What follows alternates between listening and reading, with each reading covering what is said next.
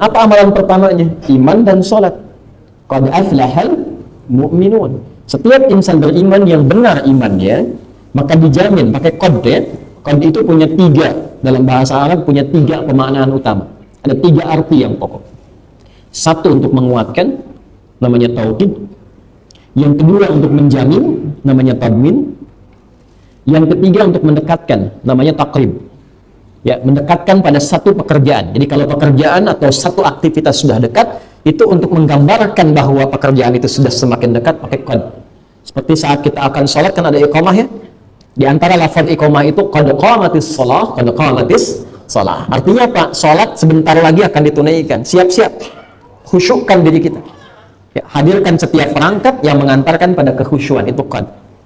Nah, di surah Al-Mu'minun ayat pertama itu tiga-tiganya berkumpul. Tauhid menegaskan iya, menjamin iya, mendekatkan iya. Jadi kalau kita ingin terjemahkan dengan tafsir qad aflahal mu'minun, saya jamin kata Allah, saya tegaskan orang-orang yang imannya benar itu cenderung akan dekat pada kesuksesan dan kebahagiaan.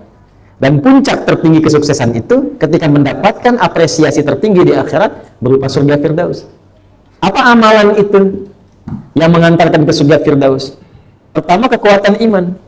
Bagaimana iman menjadi kuat? Dibuktikan lewat amal saleh. Apa amalan pertamanya?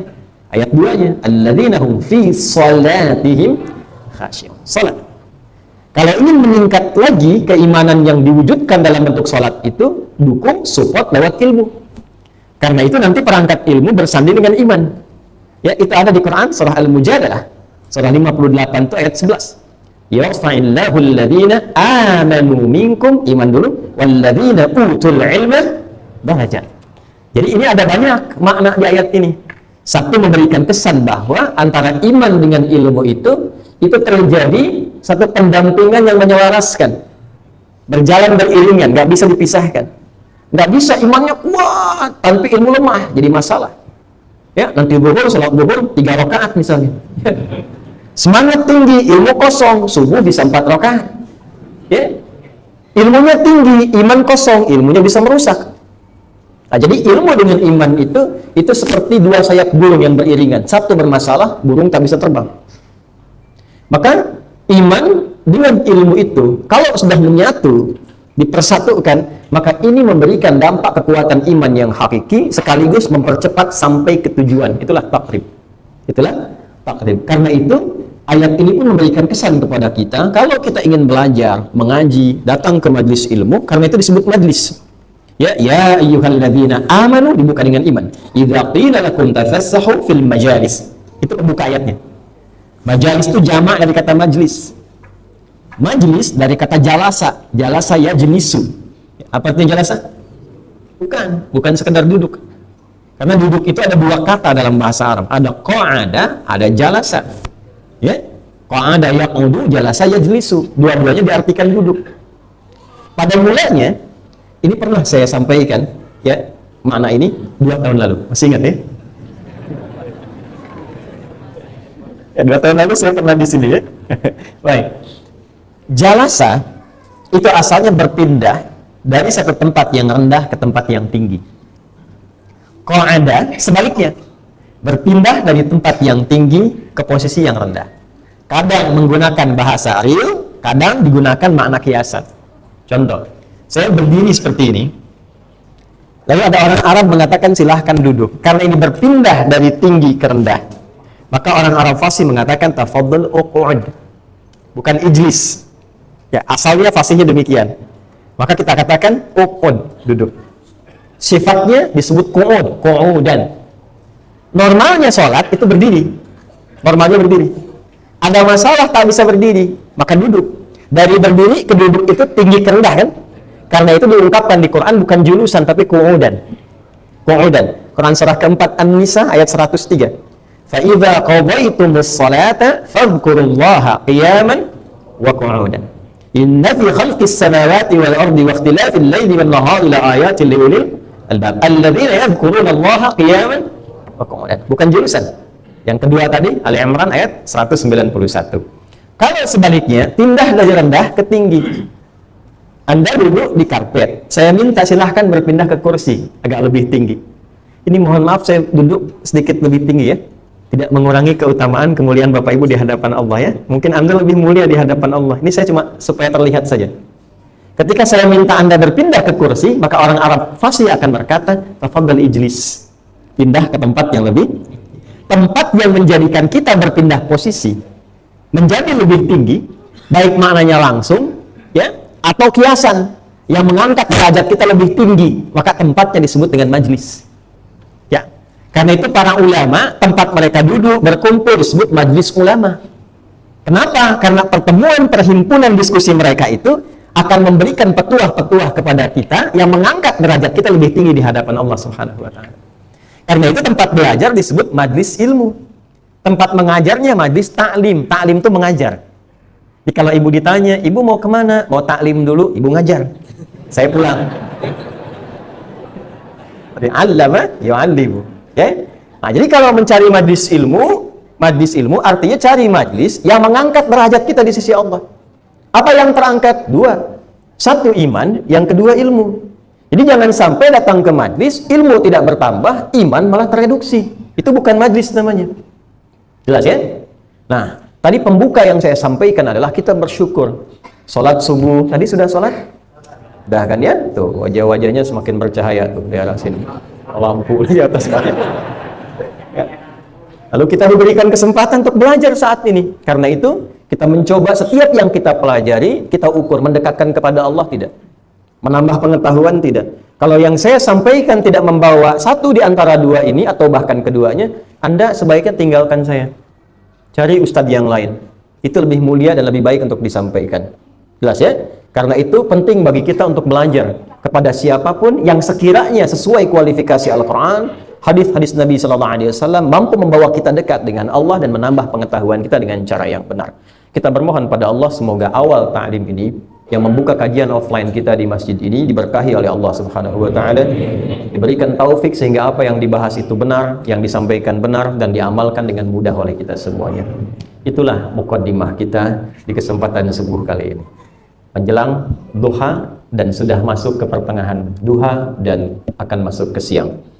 Kita akan membahas masih dalam tafsir Al-Qur'an, tapi karena kita sudah terpisah 2 tahun dan saya cukup merenung selama 2 tahun ini bagaimana caranya supaya ada percepatan dalam kajian Quran itu sehingga nanti bertemu di satu titik. Karena itu saya ambil titik yang di Bekasi dari awal pembahasan Quran juz yang pertama, kemudian dari sini saya ingin coba ambil dari bagian terakhir juz 30 sehingga nanti ketemu di satu titik ya, di sana bergerak dari juz pertama, di sini dari juz terakhir. Mudah-mudahan nanti ketemu di satu titik selesai kita 30 juz. Ya, insyaallah.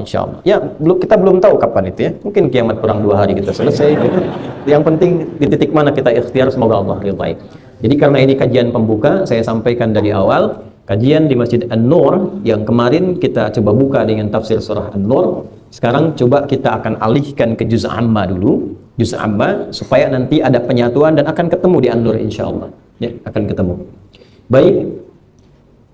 Satu materi yang kita bahas masih terkait tafsir Al-Quran, tapi kita akan mulai dari juz yang ke-30 dari belakang. Yang kedua, referensi kita setidaknya ada 3. Satu, kitab tafsir yang disampaikan oleh para ulama otoritatif. Nanti saya berikan contoh-contohnya. Ini saya bawa satu di antara sekian tafsir. Ini tafsir yang termasuk klasik awal-awal tafsir yang cukup menjadi banyak referensi mufasir-mufasir di kemudian hari. Ya, ini termasuk kalangan awal-awal para penafsir. Imam Ibnu Jarir At-Tabari dengan kitabnya Jami'ul Bayan. Alhamdulillah, 15 jilid. Ya, ini saya bawa jilid yang ke-15 pas terakhir. Ya. Nanti ada tafsir misalnya Al-Qur'anil Azim karya Imam Ibnu Katsir rahimahullah. Tafsirnya Mafatihul Ghaibi Ar-Razi. Ruhul Ma'aninya Al-Alusi. Yang kontemporer nanti ada Tahrir wa Tanwir Ibnu Ashur 30 jilid. Nanti kita bawakan satu-satu di pertemuan berikutnya sehingga nanti kalau ada yang bertanya kita bisa tunjukkan ya pelan-pelan. Jadi satu kitab tafsir baik yang klasik ataupun yang kontemporer. Nanti ketika saya bawa saya tunjukkan karakteristiknya. Kalau Bapak Ibu ingin yang simpel yang ini, misalnya ada yang jalan lain gitu kan. Nah, kalau ingin ada yang menengah karakteristik penguatan bahasa, misal saya contohkan yang ini. Ya, nanti ada beberapa tafsir yang seperti tahrir wa tanwir. Kalau ada yang ingin sosiologi misalnya, yang sifatnya sosial, ada tafsir Maraghi misalnya. Kalau ingin lebih ke hukum, nanti Al-Qurtubi, nanti kita tunjukkan satu-satu. Nah, apa yang kita jadikan di sini, kita gabungkan kitab-kitab tafsir itu. Jadikan satu. Ya, kalau nanti Bapak Ibu ingin akses, kita tunjukkan ini sekian jilid, ini sekian jilid, sekian jilid. Silahkan. Kalau mau gampang, ya ikuti aja apa yang saya sampaikan. Ya. 2, kitab Ulumul Quran. Ilmu-ilmu terkait pemahaman Al-Quran. Kalau tafsir itu penjelas, ya, makna dari ayat-ayat Al-Quran. Kalau ilmu Al-Quran itu tentang rangkaian pengetahuan yang disusun para ulama untuk memahami pokok-pokok Al-Quran. Ya, ini penting. Jadi kalau kita sudah paham itu, walaupun yang pokok, cara baca Qurannya akan berbeda. Ya, akan lebih nikmat, akan lebih mengerti. Jadi nanti kalau saya dengan anak-anak suka begini misalnya, saya bacakan ayat nih, amma yatasaalun, turunnya di mana? Di Mekah apa di Madinah? Turunnya siang atau malam? Dalam suasana apa ayat itu diturunkan? Hah? Nah, itu pokoknya adalah pokok ilmu Al-Quran. Ya, jadi ada satu mata kuliah juga itu di kampus-kampus Islam, namanya mata kuliahnya Ulumul Quran, bahkan jadi fakultas di beberapa tempat. Ya, jadi jurusan sebagiannya. Kitabnya nanti ada yang simpel, seperti Mabahith fi Ulumil Quran karya Syekh Manna' Al-Qattani, ini yang simple. Ada Al-Itqan, ya, karya Imam As-Suyuti. Ada Al-Burhan fi Ulumil Quran karya Imam Az-Zarkashi, ini yang cukup awal-awal. Ada lagi Manahilul Irfan fi Ulumil Quran, nanti kita kumpulkan.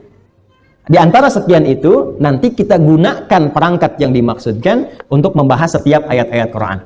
Jadi begitu masuk nanti ke juz 30 itu, juz 30 itu apakah turun di Makkah atau di Madinah? Ada berapa surat? Ada berapa jumlah ayatnya? Turunnya dalam suasana apa? Nah, itu yang menjelaskan adalah kitab semacam ini. Jelas ya? Baik, jadi satu sudah ada, ini tafsir. Yang kedua kita menggunakan Ulumul Quran, ini. Yang ketiga nanti ada pendekatan sirah. Ya, sirah, pendekatan sejarah. Saya tidak bawa kitabnya, tapi nanti bisa kita kumpulkan beberapa. Ada yang simple, seperti Syekh Mubarak Furi.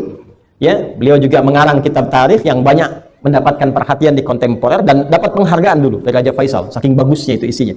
Ya, nanti ada lagi beberapa yang lain, Ibnu Hisham, kita kumpulkan beberapa sirah, sehingga sirah itu konfirmasi kejadian. Sirah itu bahasa Indonesia sejarah.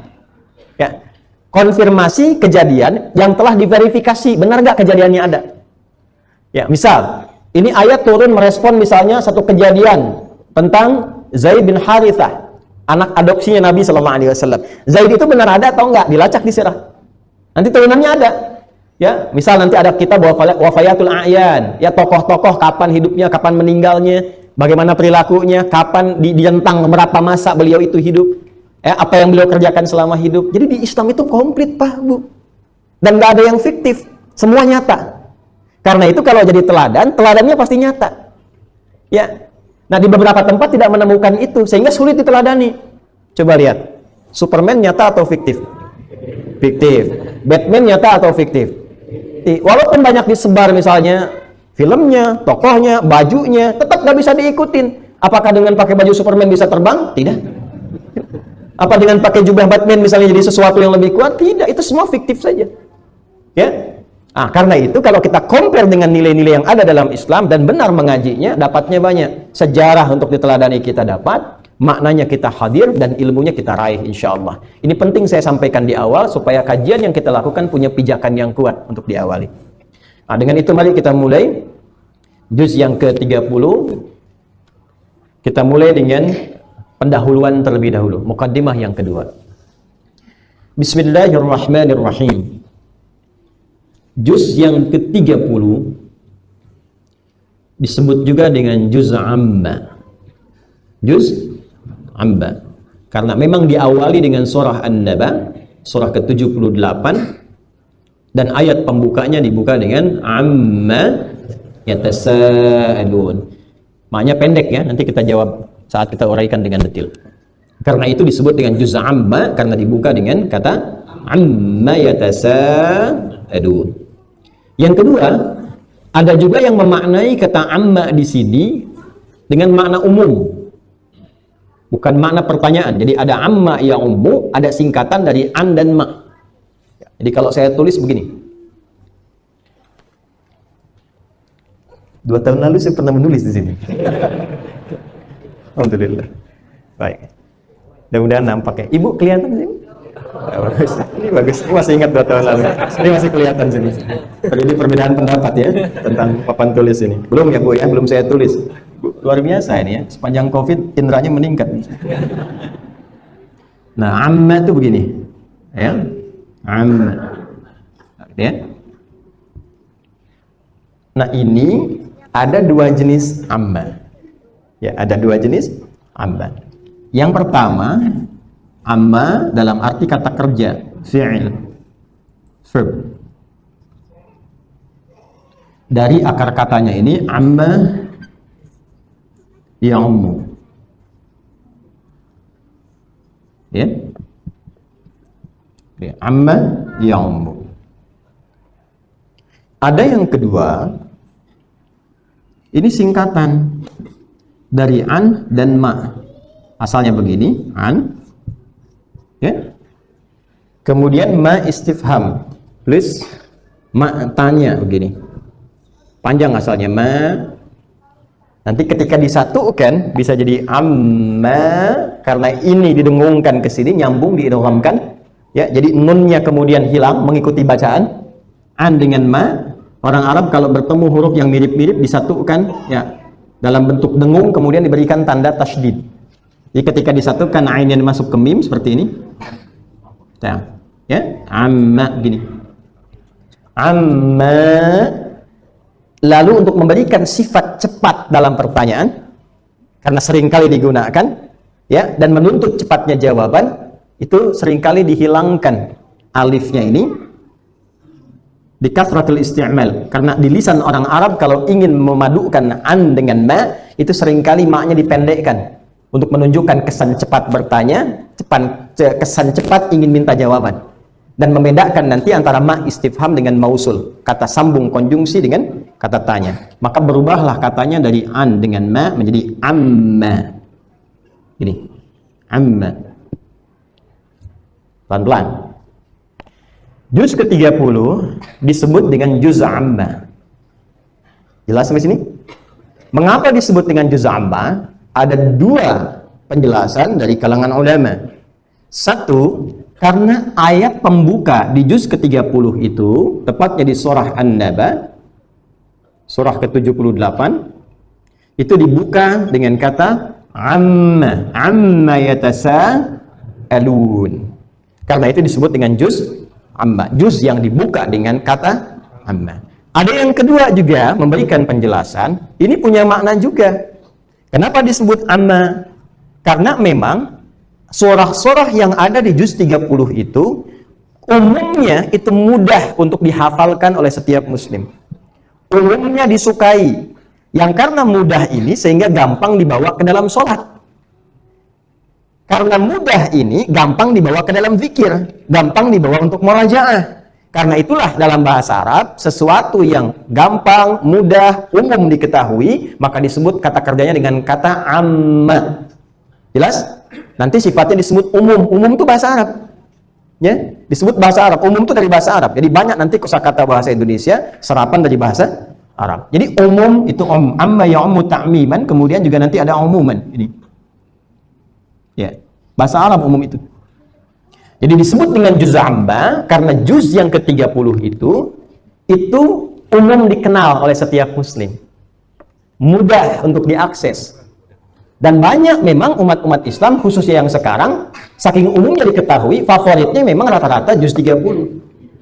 Ya kan? Coba lihat dari wajah kan kelihatan.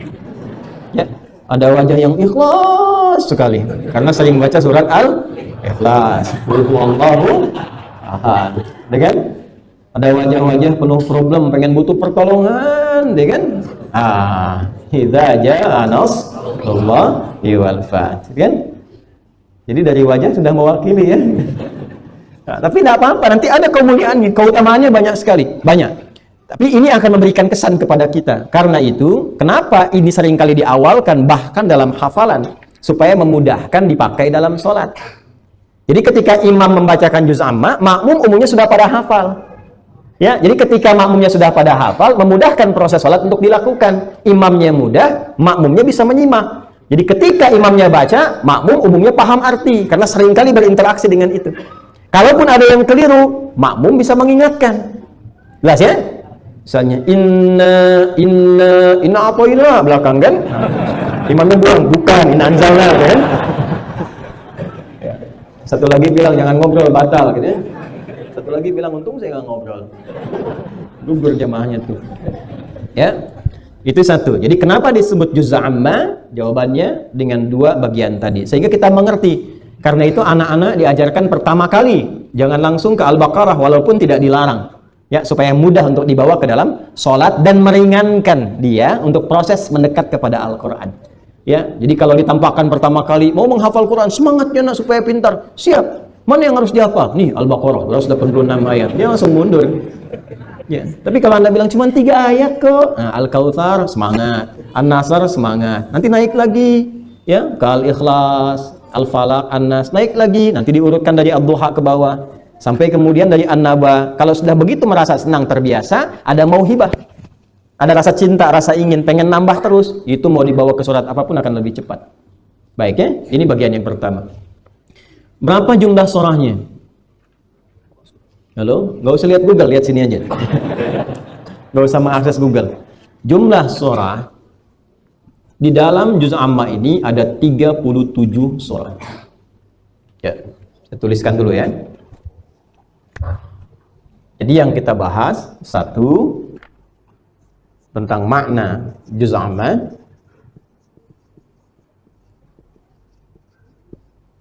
Yang kedua, jumlah surat. Yang ketiga, jumlah ayat. Insyaallah Bu, kalau kita khatam ngaji ini, wah Ibu, Bapak bisa nurunkan lagi ke ayat, ke anak-anaknya, ya. Di Bapak bisa jawabnya tuh unik nih. Kita ngaji An-Naba, surah ke-78, jumlahnya 40 ayat, turunnya di ini, sedang kumpul-kumpul turun ini, bisa menjelaskan dengan konkret insyaallah. Makna, jumlah surah, jumlah ayat, tempat turun. 5 ciri atau karakteristik. Nah, 5 saja dulu ya. Ya, 5 dulu saja. Makna juz' amma sudah kita bahas tadi. Ada berapa maknanya? 2 ya, secara umum ya. Ingat-ingat itu dan praktekkan dalam kehidupan kita ya. Surahnya berjumlah 37 surah. 37. Karena 78-nya dihitung 1 ya, sampai ke 114. Dimulai dari An-Naba, diakhiri dengan An-Nas. Saya ulang, dimulai dari An-Naba, diakhiri dengan An-Nas. Baik, jadi berjumlah 37 surah. Jumlah ayatnya 564 ayat. 564 ayat. Ya. Pokoknya Bapak urutkan gini kalau mau menghafalnya mudah. 4, 5, 6, 6-nya taruh tengah. Ya. 4, 5, 6, 6-nya taruh tengah. Kalau 4, 5, 6, 6 taruh tengah. Bacanya dari kanan kayak orang Arab. 4, 6, 5, ya kan? Baca dari kiri 5, 6, 4. Nah, karena ini kita menghitung, hitungnya langsung saja dengan bilangan yang real. 5, 6, 4, ya. 6-nya taruh di tengah. Tempat turunnya dari 37 surah ini, di mana semua ini surah diturunkan? Yang pasti bukan di tanah kusir. Ya. Sini. Dua-duanya turun di tanah suci. Ya, saya sebut 2 nanti karena ada 2 tempat. 37 surah ini turunnya di 2 tanah suci. 2 tanah suci apa saja? 1, Mekah. Kedua, Madinah Al-Munawwarah. Sesuatu yang terkait dengan Mekah, dikaitkan dengan Mekah disebut Makkiyah. Ya. Sesuatu yang terkait dengan Madinah disebut Madaniyah. Ada yang lebih spesifik sampai meriset, sampai detil. Mereka memberikan nama Makkiyah bukan sekedar menunjuk pada tempat, tapi menunjuk pada kejadian, dan ini yang paling mendekati ya makna yang lebih benar. Disebut Makkiyah yaitu surah atau ayat-ayat yang diturunkan oleh Allah kepada Nabi Muhammad SAW sebelum beliau hijrah ke Yathrib, sebelum berpindah ke Al-Madinah Al-Munawwarah. Jadi setiap surah, setiap ayat yang turunnya sebelum hijrah disebut Makkiyah. Dan memang rata-rata turunnya di Mekah. Turunnya di Mekah. Surah-surah yang diturunkan pasca hijrah maka disebut dengan Madaniyah. Dan memang rata-rata turunnya di Madinah. Ada yang turun di Mekah juga, tapi masuk Madaniyah karena turunnya pasca hijrah. Jelas sampai sini? Nanti kita detailkan. Nah, ini mana yang masuk Makkiyah, mana yang masuk Madaniyah. Dari 37 ini, yang 3 itu Madaniyah. Sisanya seluruhnya Makkiyah. Jadi 34 itu Makkiyah, 34 surah itu Makkiyah. Turunnya sebelum Nabi SAW hijrah ke Al-Madinah Al-Munawwarah. Jadi beliau mulai menerima wahyu yang pertama, ya, Iqra bismi rabbikal ladzi khalaq. Ya, sampai sebelum hijrah. Ya, sampai sebelum hijrah. Itu dari juz amma, terkumpul 34 surah. Dari 37 surah ada 34 surah. Selebihnya yang 3 surat itu Madaniyah. Turun saat Nabi SAW telah berhijrah ke Yathrib, ke Al-Madinah Al-Munawwarah. 3 surah ini secara singkat, 1 surah 98, 2 surah 99, 3 surah 110.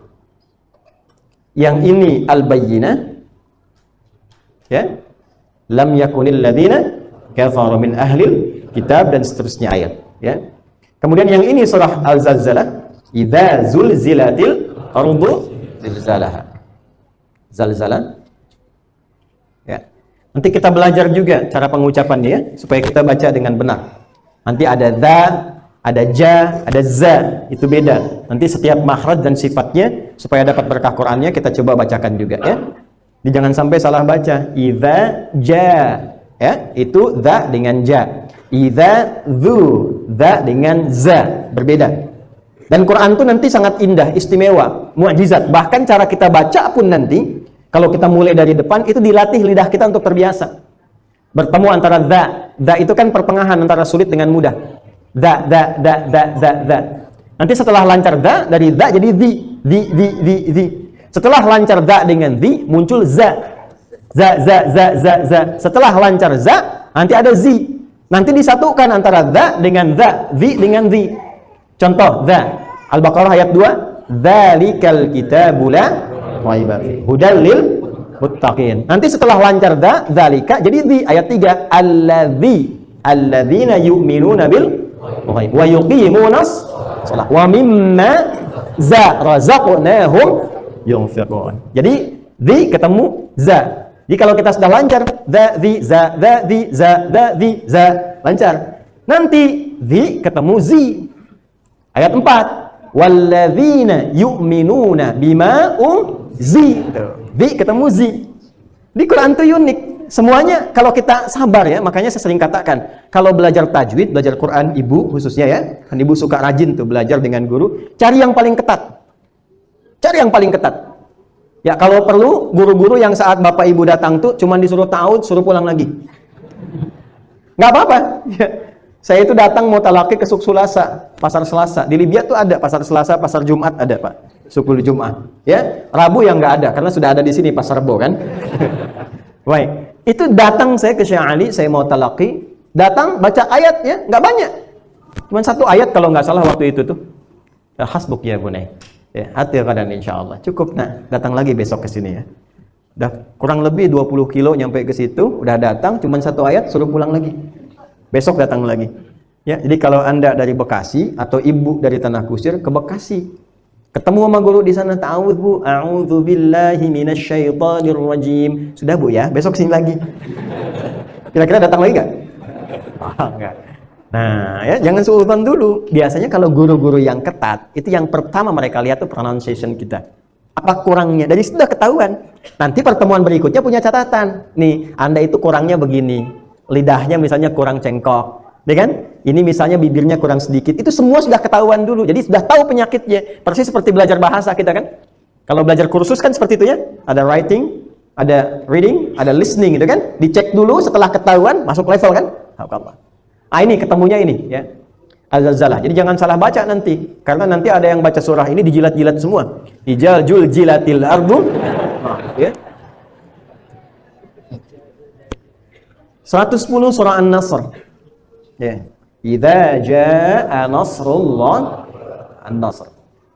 Nah, ini yang 3 ini madaniyah semua. Lebihnya 34 surah itu seluruhnya makkiyah. Jadi nanti cara kita mengaji akan seperti ini. Selain 3 ini dari 37, 34-nya makkiyah. Jadi kalau An-Naba masuk ke sini tidak? Tidak kan? Bukan madaniyah kan? Masuknya apa? Makkiyah. Jadi begitu masuk nanti ke surah An-Naba, saya tanya, Bapak Ibu, An-Naba surah makkiyah atau madaniyah? Makkiyah. Turunnya di mana? Mekah. Sebelum Nabi Hijrah atau setelah Nabi Hijrah? Tuh, kayak jadi pinter kan? Ya kan? Sebelumnya kan amaya tasahalun aja kan? Ya. Tuh. Nah, sekarang kita bisa jawab gitu. Dan itu mahal sekali, apalagi kalau ditambah. Ini turunnya saat orang-orang kafir lagi pada ngapain? Tuh kan? Turunnya kapan? Di mana? Dalam suasana apa? Itu keren tuh. Ya, nggak usah pakai cie. Pakai tafsir kok cie. Nah ya. Nah, sekarang masuk ke yang selanjutnya. Jumlah ayat 564 ayat. Nanti kita rinci. Ya, kita rinci. Misalnya An-Naba berapa ayat, ini berapa ayat, itu akan masuk saat pada rincian. Ya. Selanjutnya karakteristik. Nah, kalau sudah pakai karakteristik, kita pakai ini dulu. Ya, yang mana al-qatlan. Nanti ini jilidnya warnanya bisa macam-macam. Ya. Ini insya Allah asli, masih pakai bahasa Arab tuh. Ya. Nanti kita bahas. Kita masuk tentang karakteristik halaman 58 di buku ini. Ya. Tidak akan jauh nanti dengan kitab-kitab yang lain, ini lebih simpel saja. Karena itu di kampus-kampus banyak yang dibahas tuh yang ini. Ya. Baik. Mumayyizatul makkiyah wal madaniyah. Karakteristik makkiyah dan madaniyah. Yuk kita lihat sekarang ya. Ini rumus cepat nih. Insya Allah akan nambah pengetahuan. Bismillahirrahmanirrahim. Mumayyizatul makkiyyi wal madaniyyi. Karakteristik ayat-ayat atau surah-surah makkiyah dan madaniyah.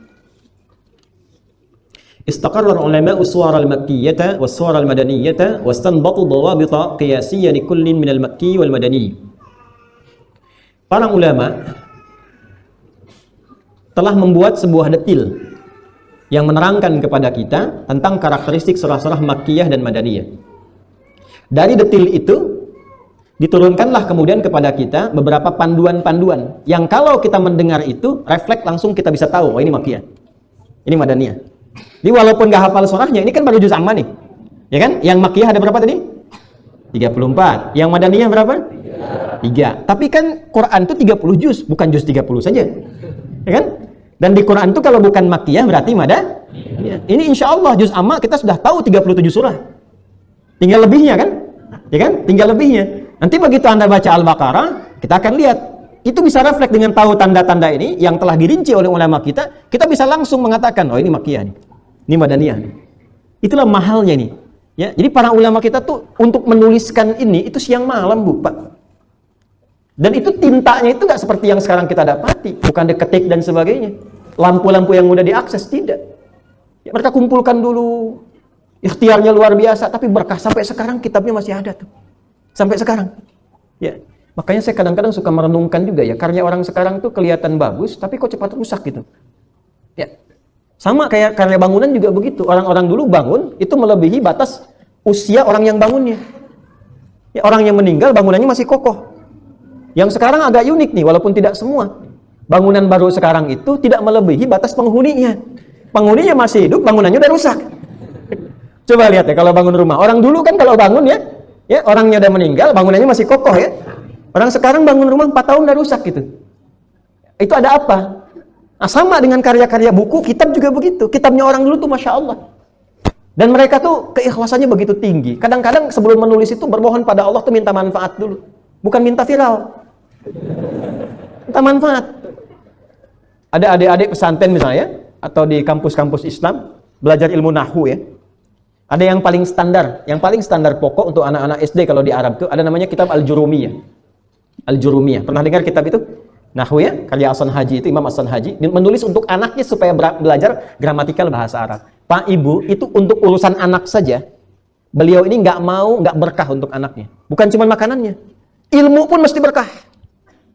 Itu prinsip tuh.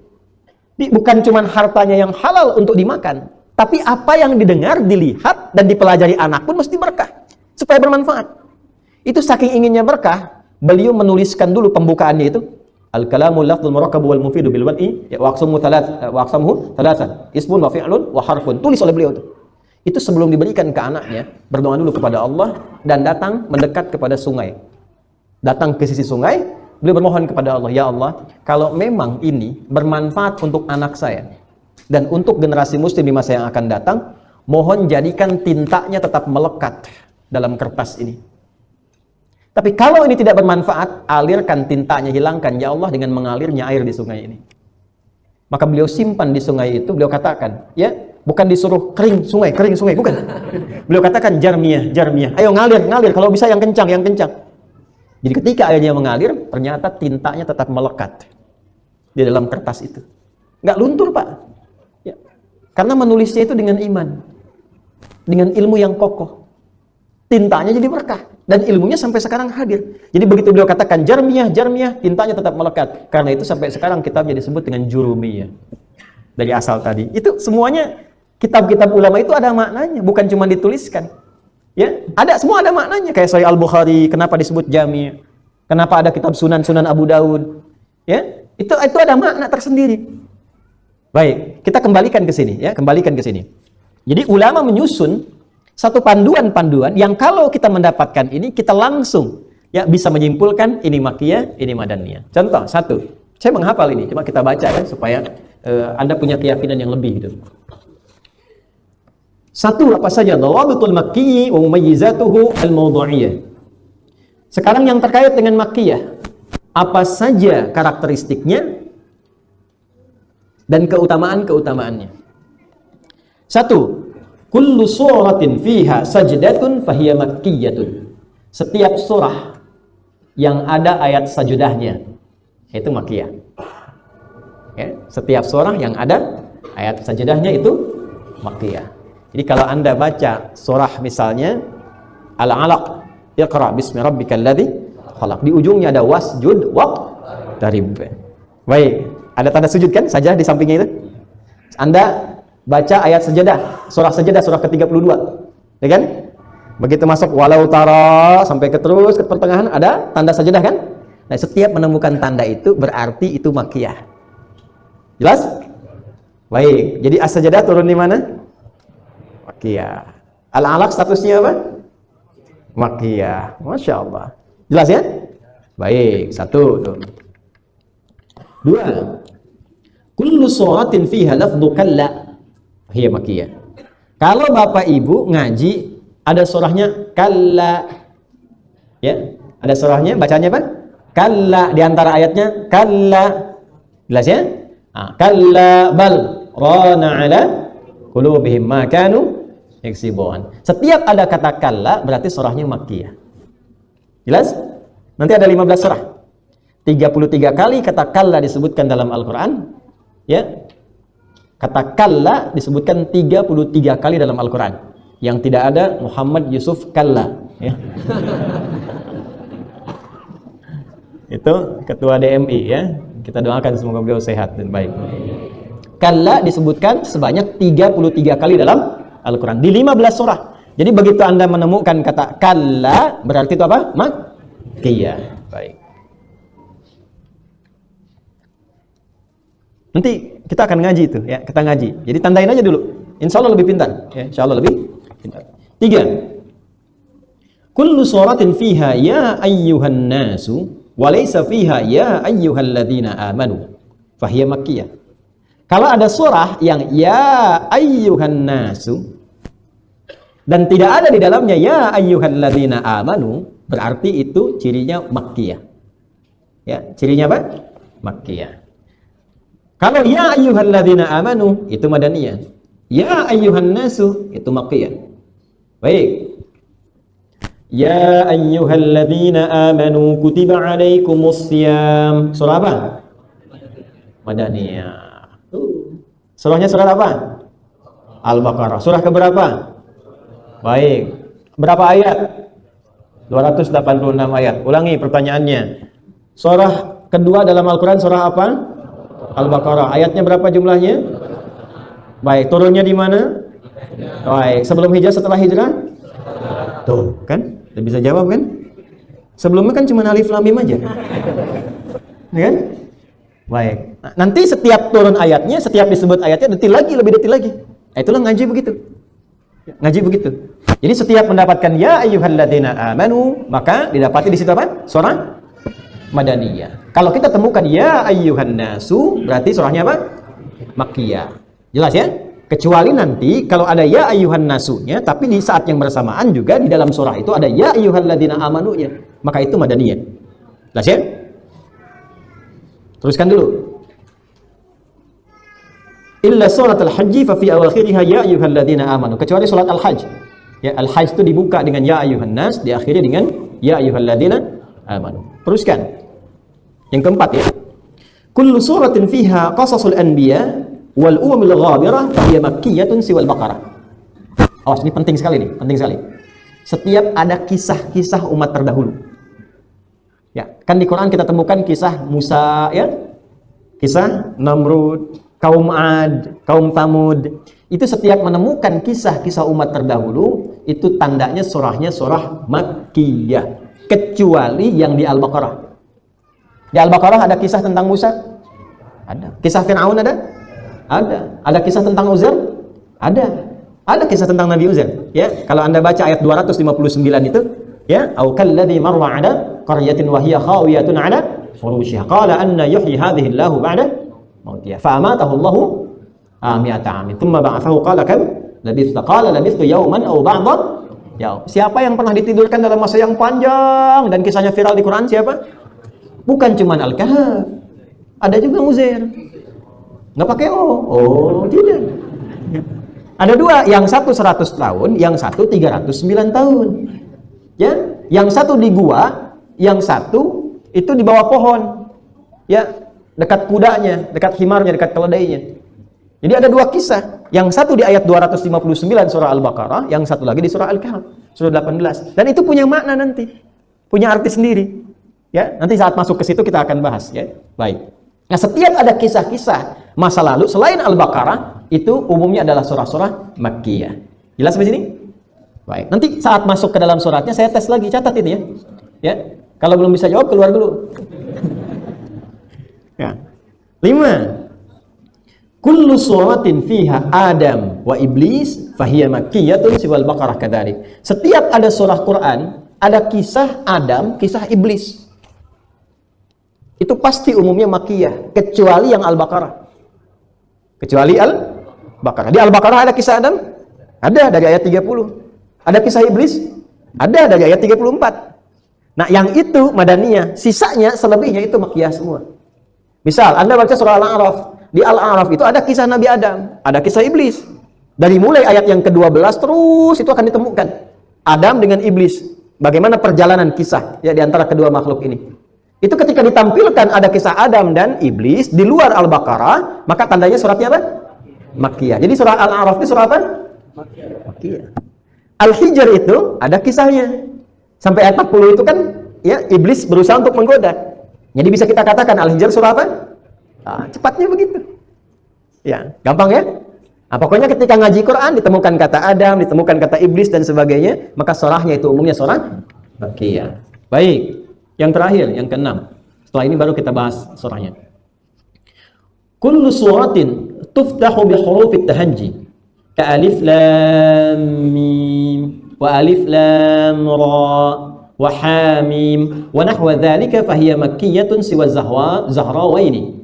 Ya, wa humal Baqarah wa Ali Imran. Setiap ada surah yang Bapak Ibu baca ditemukan dengan huruf-huruf tahajji. Huruf tahajji itu menampilkan huruf-huruf yang berdiri sendiri. Ya, misalnya alif lam mim, itu kan? Alif lam ra, kan? Nah, itu umumnya surahnya Makkiyah semua. Kecuali dua. Al-Baqarah dan Ali Imran. Ya kan? Dua-duanya alif lam mim tuh. Al-Baqarah alif lam mim, Ali Imran Alif Lam Mim. Selebihnya Makkiyah semua. Baik, pelan-pelan. Yang ikhtilaf surah Ar-Ra'du. Di Ar-Ra'du itu ada yang menyebutkan Makkiyah, ada yang menyebutkan Madaniyah. Jadi kalau Bapak Ibu ngaji misalnya, menemukan surah-surah dibuka dengan huruf yang berdiri sendiri, itu pasti Makkiyah, selain Al-Baqarah dan Ali Imran. Thaha, Makkiyah Madaniyah?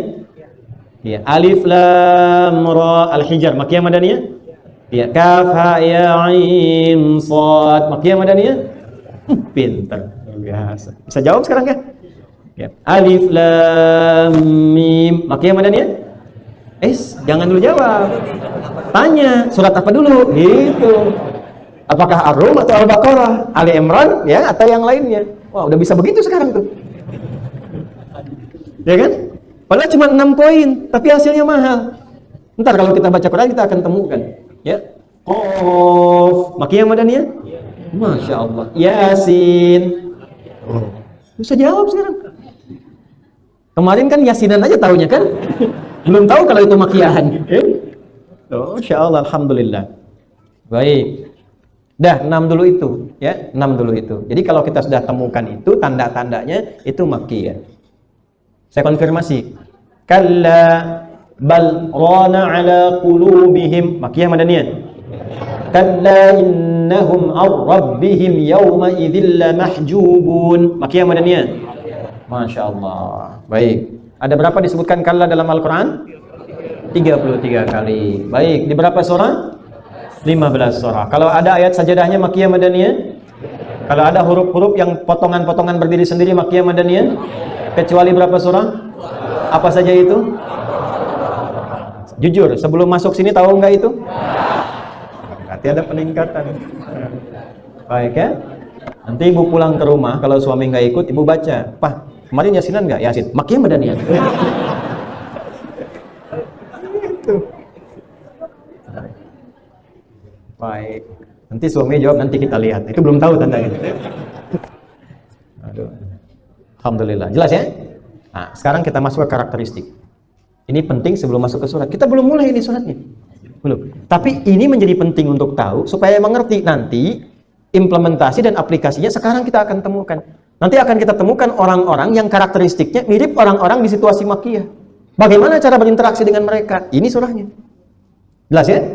Halo? Jelas sampai sini? Yuk kita mulai.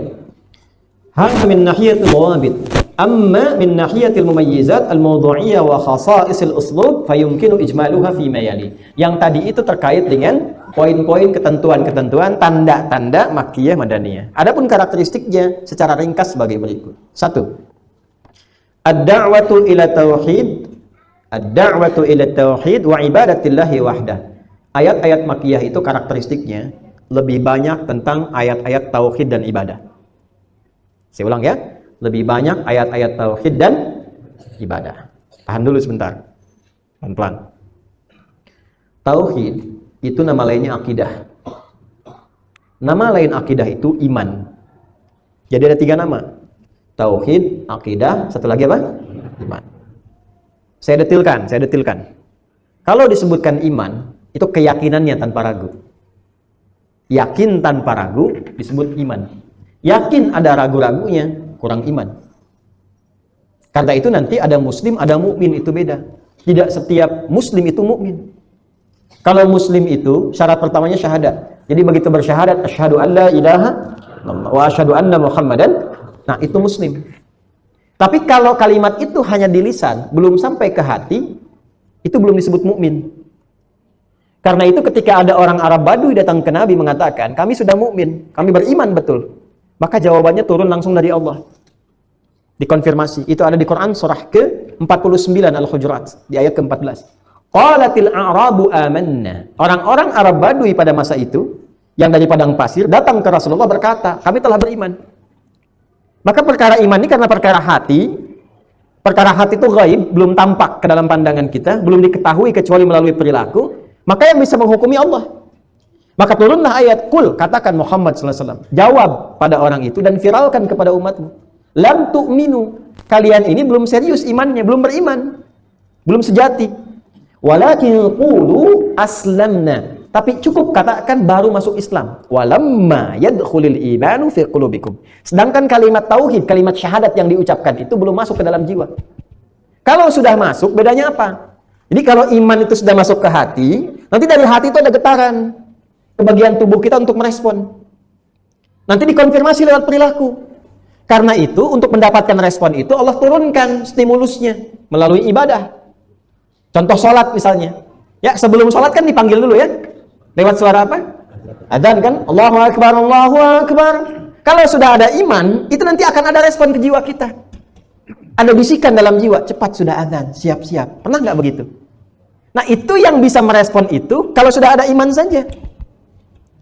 Orang-orang yang belum beriman, atau di lisannya mengatakan syahadat, tapi belum masuk ke dalam hatinya, kesannya biasa. Di adzan pun, adzan nggak ada adzan, sama aja kesannya, biasa aja. Ya, Allahu Akbar, Allahu Akbar. Suara apa itu ya? Belum beriman, wajar. Ya, Allahu Akbar, Allahu Akbar. Kecilin suaranya, kan? Belum beriman, nggak apa-apa karena belum beriman. Tapi kalau sudah mengatakan saya beriman dan bermasalah dengan suara adzan, ada persoalan dalam imannya. Ya. Allahu Akbar, Allahu Akbar. Jangan pakai toa. Enggak kok, saya pakai sur. Nah, yang menyoal itu, yang beriman misalnya atau mengatakan beriman, ini menunjukkan ada masalah dalam imannya, sepanjang tidak proporsional. Sepanjang tidak proporsional, ya. Jadi menyoal pada yang tidak jelas. Nanti ada penyakit di iman. Penyakit iman itu biasanya nifak. Orang yang disebut dengan munafik. Jelas? Penyakitnya di hati. Karena itu di Al-Baqarah ayat 10 disebut dengan fi qulubihim, bukan fi uqulihim. Masalahnya bukan di akalnya, masalahnya di hatinya. Ya, kalau masalah di hati nanti merambatnya ke akal, ke fisik. Ya, iri itu iri hati. Belum pernah saya temukan iri akal. Ya, tapi kalau iri hati tembusnya ke akal. Orang iri hati itu nanti kalau nggak dikelola, diatasi dengan baik, jadi dendam. Kalau dendam direncanakan, yang merencanakan akal, yang nunggangi nafsu, itu paling bahaya. Ya, dan kalau sudah dendam, makan nggak enak. Tidur nggak nyaman, gelisah berkepanjangan, selalu nggak akan pernah enak. Karena itu penyakit hati itu kalau nggak diobati, bahayanya bisa ke fisik. Bisa ke fisik. Pusing saya ini. Kenapa sih Pak pusing? Itu tetangga tuh beli kulkas baru. Itu nggak ada. Ya, di klinik nggak ada poliria tuh nggak ada. Ya. Ya kan? Polinifak itu nggak ada. Ya, jadi di klinik itu di rumah sakit cuma 2 poli yang tidak ada. Poli gigi ada, poli mata ada. Tapi polinifak itu turunannya ria, sum'ah, ya sombong. Klinik poli sombong nggak ada. Ya, di polinifak dan poligami itu nggak ada tuh di rumah sakit. Ya. Makanya perlu belajar ilmunya. Balik lagi ke sini, jelas ya kalimat-kalimat tadi. Maka kita kembalikan kemudian teman-teman sekalian, ada iman itu keyakinannya sudah sampai ke hati. Cara mengeceknya konfirmasi lewat amal soleh. Nah, jadi semakin tinggi imannya, semakin semangat amal solehnya. Jadi kalau bapak misalnya senang sholat sunnah tuh, ya, tapi tetap fardu dikerjakan, bukan sunnah dikejar, fardu ditinggalkan. Ada yang begitu ada. Ada yang sholatnya cuma Jumatan dan Idul Fitri aja. Ada. Ya, pernah terjadi di Afrika. Ini kisah nyata, ya, bukan bercanda, kisah nyata. Teman dibangunkan Jumatan, bangun Jumat santai aja. Begitu pulang Jumat, dia ternyata perlu dibangunin. Kamu kok nggak Jumatan? Tenang aja, minggu depan masih ada lagi. Tapi satu kali Idul Fitri ketiduran dia, temannya nggak bangunkan, itu marah-marah. Begitu marah-marah. Kamu kenapa? Jumatan kamu nggak sholat, kok kamu nggak marah? Idul Fitri kamu kemudian ketinggalan kamu marah-marah. Akhi lagi dulu. Akhi, Jumatan tuh nunggunya sepekan lagi, Idul Fitri setahun lagi katanya. Nah, ini belum ada ilmu, karena baru-baru masuk Islam. Baru cara pandangnya agak berbeda, ikut sekolah gitu. Itu kemudian dibimbing, dibina sampai mengerti. Lama-lama apa? Jangankan fardunya, sunnahnya dikejar. Jadi ada orangnya ketinggalan sunnah aja udah gelisah. Nah itu tanda imannya kuat. Tapi kalau ketinggalan fardu biasa-biasa saja, nah itu iman lemah. Allahu Akbar, sudah adzan nih, sudah adzan. La ilaha illallah, baru adzan belum komat. Itu pertanda imannya lemah, perlu ditingkatkan lagi. Nah, untuk mengonfirmasi itu ada ibadah. Nah, teman-teman sekalian, saya teruskan. Iman itu keyakinannya. Kalau iman sudah terikat kuat di dalam hati kita, ya, kuat sekali. Dan kalaupun disoal oleh beberapa hal yang bisa mereduksi, mengurangi, atau bahkan ingin dihilangkan, digoda-goda, itu bisa bertahan. Kekuatannya disebut akidah. Ikatan kuatnya disebut akidah. Ikatannya disebut dengan akidah. Keyakinan tanpa ragunya disebut dengan iman. Akidah itu dari kata akad. Makanya nikah, kenapa ikatannya disebut dengan akad? Seakan memberi kesan kalau sudah akad, jaga ikatan itu sekuat mungkin. Jangan sampai terlepas. Kecuali ada sebab-sebab yang memang diperkenankan secara syariat. Tapi jaga itu. Seperti engkau menjaga akidah. Jelas ya? Baik. Itu akidah. Nah, cara membuktikan akidah itu dan iman itu lewat tauhid. Menjadikan semua terarah kepada yang ahad. Siapa yang ahad? Allah. Tahu dari mana? Qul huwallahu.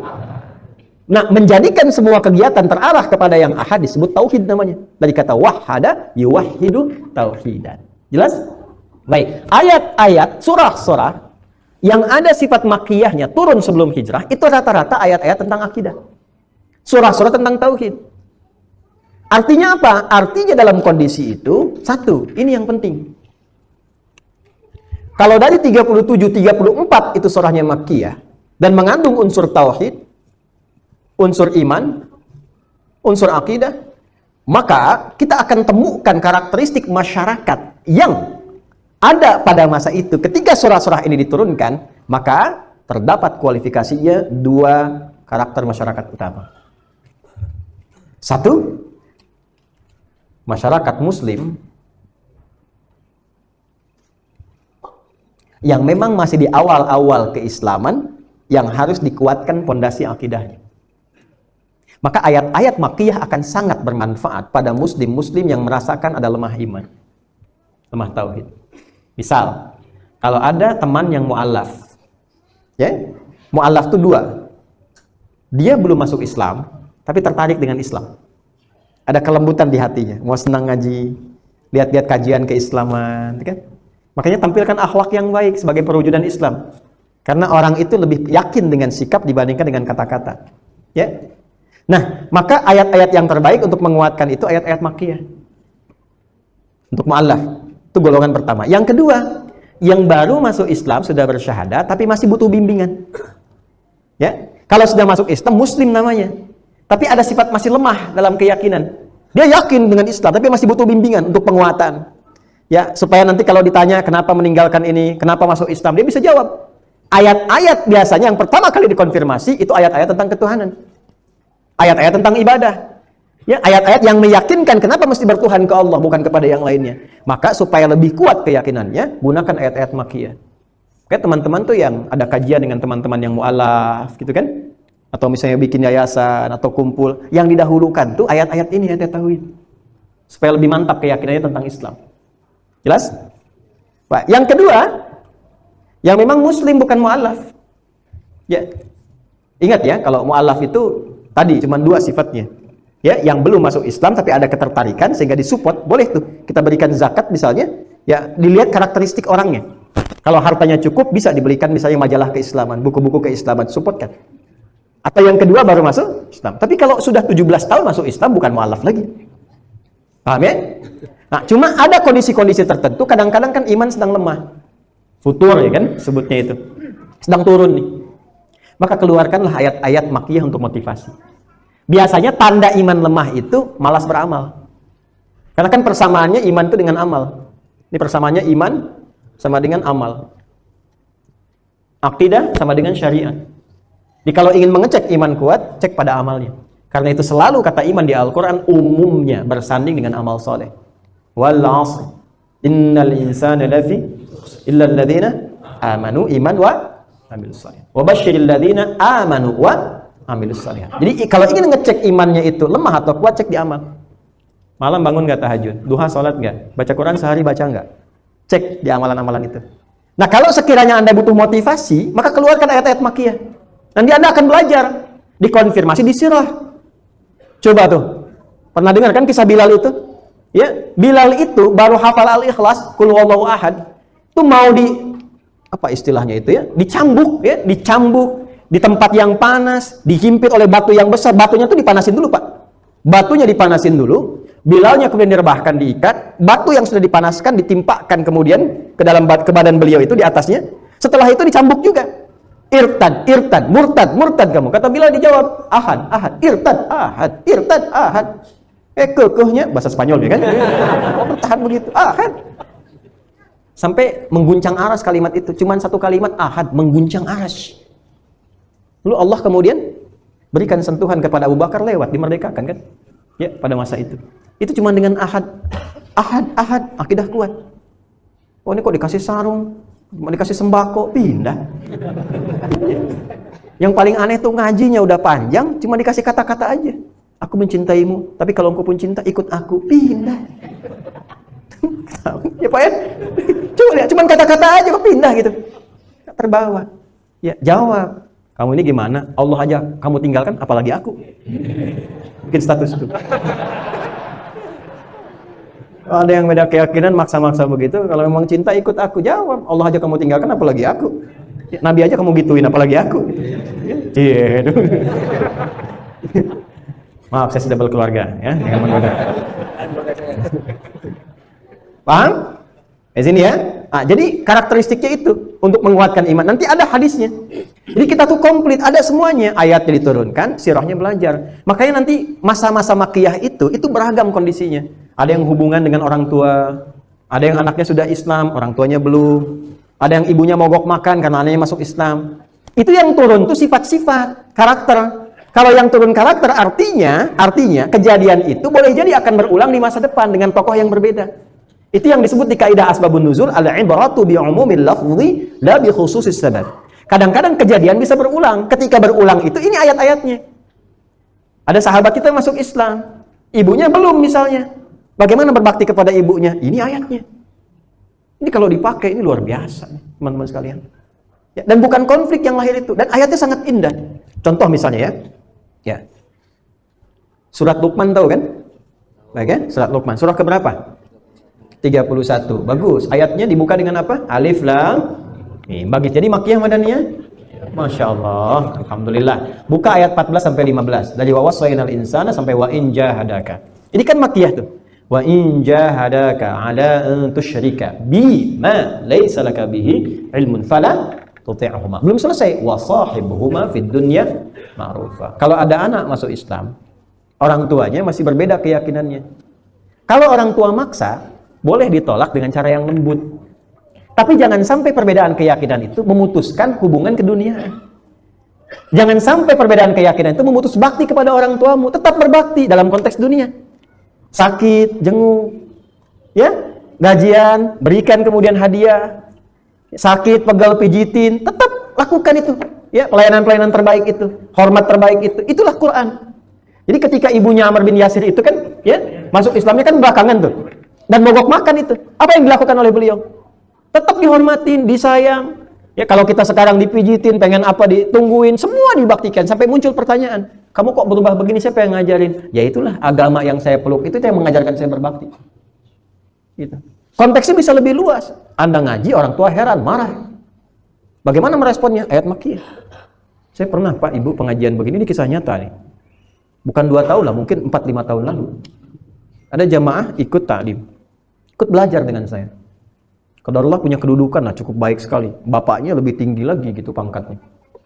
Begitu ikut kajian, kelihatan sikapnya berubah. Ibu bapaknya nggak pengen begitu. Bapaknya langsung tanya, siapa yang merubah kau begini? Kalau kamu nggak bisa atasi, bapak yang turun tangan. Wah, itu pasukan khusus, punya jabatan tinggi kan. Nah, alhamdulillah. Saya senyum, alhamdulillah, itu kan. Nanti, dipakailah kemudian ayat-ayat makiyah. Respon demikian, direspon dengan lebih lembut, santun, dengan akhlak yang mulia. Nanti Allah kasih jalan. Qadarullah setelah ta'lim itu ibu sakit. Maka dipraktekanlah ayat makiyah ini. Itu langsung beliau siapkan mobil yang paling bagus, servis yang paling baik, dokter yang terbaik, ditungguin, dalam tugas pun dikontrol, semuanya diperhatikan. Makanan semuanya itu di-cover oleh beliau semua. Sampai ibunya melihat kan, neteskan air mata, tanya, siapa yang mengajarkan kamu semua ini? Itulah ustadz yang bapak ibu itu soal kemarin, itu yang mengajarkan demikian. Itu langsung mereka menangis dan ingin bertemu dengan kami. Akhirnya umrah bareng-bareng. Biar bapak yang turun tangan. Ternyata bukan cuma tangannya, kakinya juga turun kan akhirnya. Semuanya gitu, bareng-bareng. Nah itulah makiyah. Jadi ayat makiyah itu sunyi dari maki-maki. Ya, sunyi dari makian gitu. Jadi kalau ada perbedaan pendapat itu diselesaikannya dengan elegan. Indah sekali. Kadang-kadang yang pertama itu sesama muslim tapi lemah iman. Nanti ada hadisnya juga. Di Imam Al-Bukhari memasukkan dalam kitab yang kedua, Kitabul Iman, 57 hadis. Yang kedua ada kaitan dengan non-muslim. Yang kafir. Kafir itu lawan dari iman ya. Lawan dari iman. Jadi iman lawannya kufur, mukmin lawannya kafir. Dan itu sangat terhormat. Bahasanya halus sekali. Halus sekali. Ya, ingkar itu kafir, yakin itu iman, ingkar atau menutup diri sehingga belum yakin, itu bahasa Arabnya kafara, kata kerjanya orangnya kafir. Dan itu saking terhormatnya katanya diserap ke dalam bahasa Inggris. Jadi cover. Ya, cover itu dari bahasa Arab. Dari bahasa Arab, ya. Banyak nanti kosakata dari bahasa Arab ke bahasa Inggris. Sugar. Maroon 5 bikin lagu Sugar itu kan? Ya. Kalau nggak salah itu. Ya. Adam Levine ya. Saya nggak suka musik. Cuman waktu riset dulu orang-orang rame apa? Saya riset kan untuk memetakan ini haram, ini yang masih ditoleransi, ini yang apa. Ya. Saya hafal berapa itu, hafal tuh tahu gitu. Ya, bukan saya nggak suka musik, nggak suka. Ini karena kita lebih senang ke Quran. Tapi untuk riset kan kita lihat. Ini saya tahu karakteristik ini. Sampai saya notasi saya tahu Pak.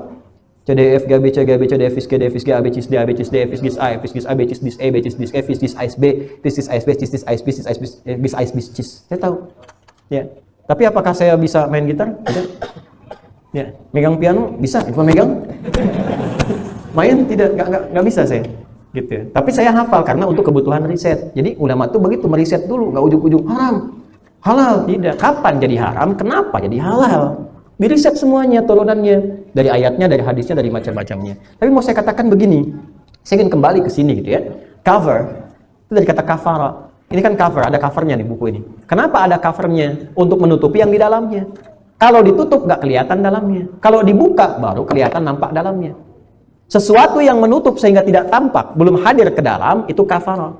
Orang yang menutup diri sehingga tidak mau menerima informasi dan sampai ke dalam dirinya disebut kafir. Karena itu ketika, nah ini, ada ayat-ayat turun pada fase Makkiyah, banyak kalangan non-muslim. Banyak. Bahkan mereka juga untuk mencoba berinteraksi dengan Nabi Muhammad SAW. Di antara mereka ada yang nawarkan. Udah.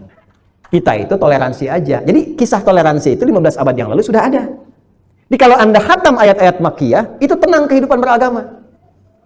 Ya, dan pembahasan ini dijamin oleh undang-undang pasal 29 ayat 2. Saya hafal undang-undang. Negara menjamin kemerdekaan tiap-tiap penduduk untuk memeluk agamanya masing-masing dan beribadah menurut agama dan kepercayaannya itu. Sampai saking pentingnya pasal ini diturunkan ke dunia pendidikan. Ya, coba lihat di Undang-Undang Sisdiknas itu. Ya, yang nomor 20 tahun 2003 itu. Ya, yang bagian B menimbang. Ya. Apa diantaranya pembahasannya? Mengamanatkan kepada negara untuk mengusahakan atau menyelenggarakan satu sistem pendidikan dengan apa sistem pendidikannya? Yang menguatkan keimanan dan ketakwaan kepada Tuhan Yang Maha Esa serta akhlak mulia yang diatur lewat undang-undang. Itu Undang-Undang Sisdiknas. Poin menimbang pasal B. Halo? Ya, jadi nilai keagamaan itu tetap melekat. Negara kita itu bukan negara agama, tapi cara kita berbangsa, bernegara, maka diisi dengan nilai-nilai keagamaan. Maka saat kita belajar menguatkan ini sedang menjalankan fungsi undang-undang. Pancasila sila pertama, ketuhanan Yang Maha Esa. Nggak apa-apa sekalian kita ngaji juga. Ya, jadi kalau kita tahu harus bangga jadi Indonesia, bangga. Ya, saya bangga, saya Indonesia. Ya, saya hafal Pancasila, saya tahu undang-undang dan saya hafal Quran misalnya. Ya kan? Jadi bangga kita dengan itu semua karena itu bagian dari ciri khas kita. Nah, kembali ke sini, itu kalau hafal ayat-ayat Makkiyah, kita khatam toleransi itu. Satu ketika koleganya Abu Jahal dan kawan-kawan konsultasi ke kalangan orang Yahudi. Ya, gimana caranya? Ya kan? Gimana caranya kita bisa mengonfirmasi kebenaran dari salahnya Muhammad SAW? Maka nanti Yahudi mengusulkan beberapa pertanyaan, termasuk nanti kisah Dzulqarnain, kisah Ashabul Kahf, makanya turun surah Al-Kahf itu. Tapi menariknya ketika datang itu, nah ini bahasa yang paling menariknya. Ya kalau dalam bahasa kita begini, Muhammad SAW, udahlah kita nggak usah berselisih, nggak usah berperang, nggak usah rame-rame. Kalau kita jawab kan, kita jawab siapa juga yang berselisih kan? Kan Nabi ngajak berselisih ya. Nah, maka apa kalimat mereka? Kita gantian aja. Malam ini kami menyembah Tuhan kamu, besok-besok kamu nyembah Tuhan kita. Jelas ya? Tapi walaupun mengajak bergantian, mereka tidak pernah mengatakan Muhammad semua agama sama, menuju pada Tuhan yang sama, cuma caranya beda-beda aja gitu kan? Nah itu. Jadi Abu Jahal pun, Abu Jahal dia tidak pernah mengatakan itu. Ya. Makanya di hadis Muslim jilid pertama, di kitab Muqaddimah ada 9 jilid di syarah Imam An-Nawawi, nanti saya mungkin bawakan di pertemuan selanjutnya. Di hadis nomor 11 kalau saya nggak keliru. 11 sampai 12 ada bintang 2-nya. Itu Nabi pernah mengingatkan. Ya, sayati 'alan nasi zamanun, akan tiba satu masa di antara umatku itu ada orang-orang yang tampil ke permukaan, yuhadditsunakum bima lam tasma'uhu wa la yasma'unahu aba'ukum. Dia akan banyak berbicara tentang sesuatu yang membuat kalian kaget. Jangankan kalian, orang dulu pun kalau mendengar itu ikutan kaget. Dan itu perkara agama. Perkara agama. Pernah dengar kalimat ini nggak? Semua agama sama, menuju pada Tuhan yang sama, cuma caranya beda-beda. Pernah dengar? Bingung nggak? Kaget nggak? Nah, jangankan antum, Abu Jahal pun kalau ada ikut kaget lagi. Karena sejahiliyah-jahiliyahnya orang-orang jahiliyah itu nggak pernah begitu. Mereka ngajak toleransi, tapi nggak pernah mengatakan semua sama.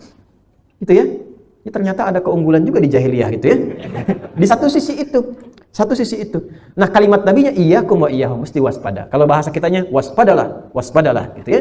Itu bahasa nabi itu iyyakum wa iyyahum. Tarik lagi, ketika mereka mengatakan itu turunlah satu surah dengan namanya. Kafir jamannya kafirun. Maka turun jawabannya dengan qul ya ayyuhal kafirun. Jadi kalau udah masuk surat ini saya nggak bahas lagi ya asbabun nuzulnya.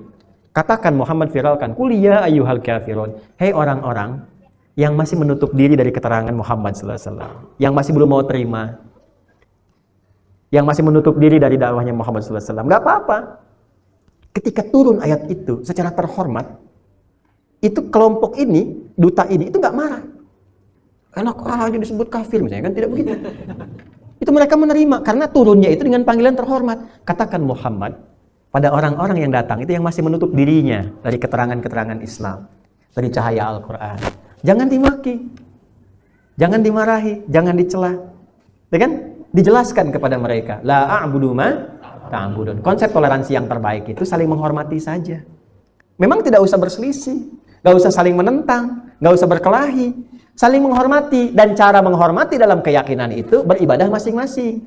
Saya menyembah apa yang saya sembah, Anda menyembah apa yang Anda sembah. Resiko kita menghadap Tuhan nanti kita tanggung masing-masing, ya kan? Kalian menghormati aja. Dalam suasana kemasyarakatan, saling tolong-menolong. Kalau ada kekurangan, saling bantu. Makanya nanti ada hadis Nabi yang lain. Kalau Anda masak masakan, baunya sampai ke tetangga, maka bagilah tetangga itu, walaupun punya kuahnya. Tapi cara baca hadis itu jangan dari terjemahan. Saya sering katakan, jangan sampai Anda masak opor, ayamnya Anda makan, kuahnya bagi tetangga.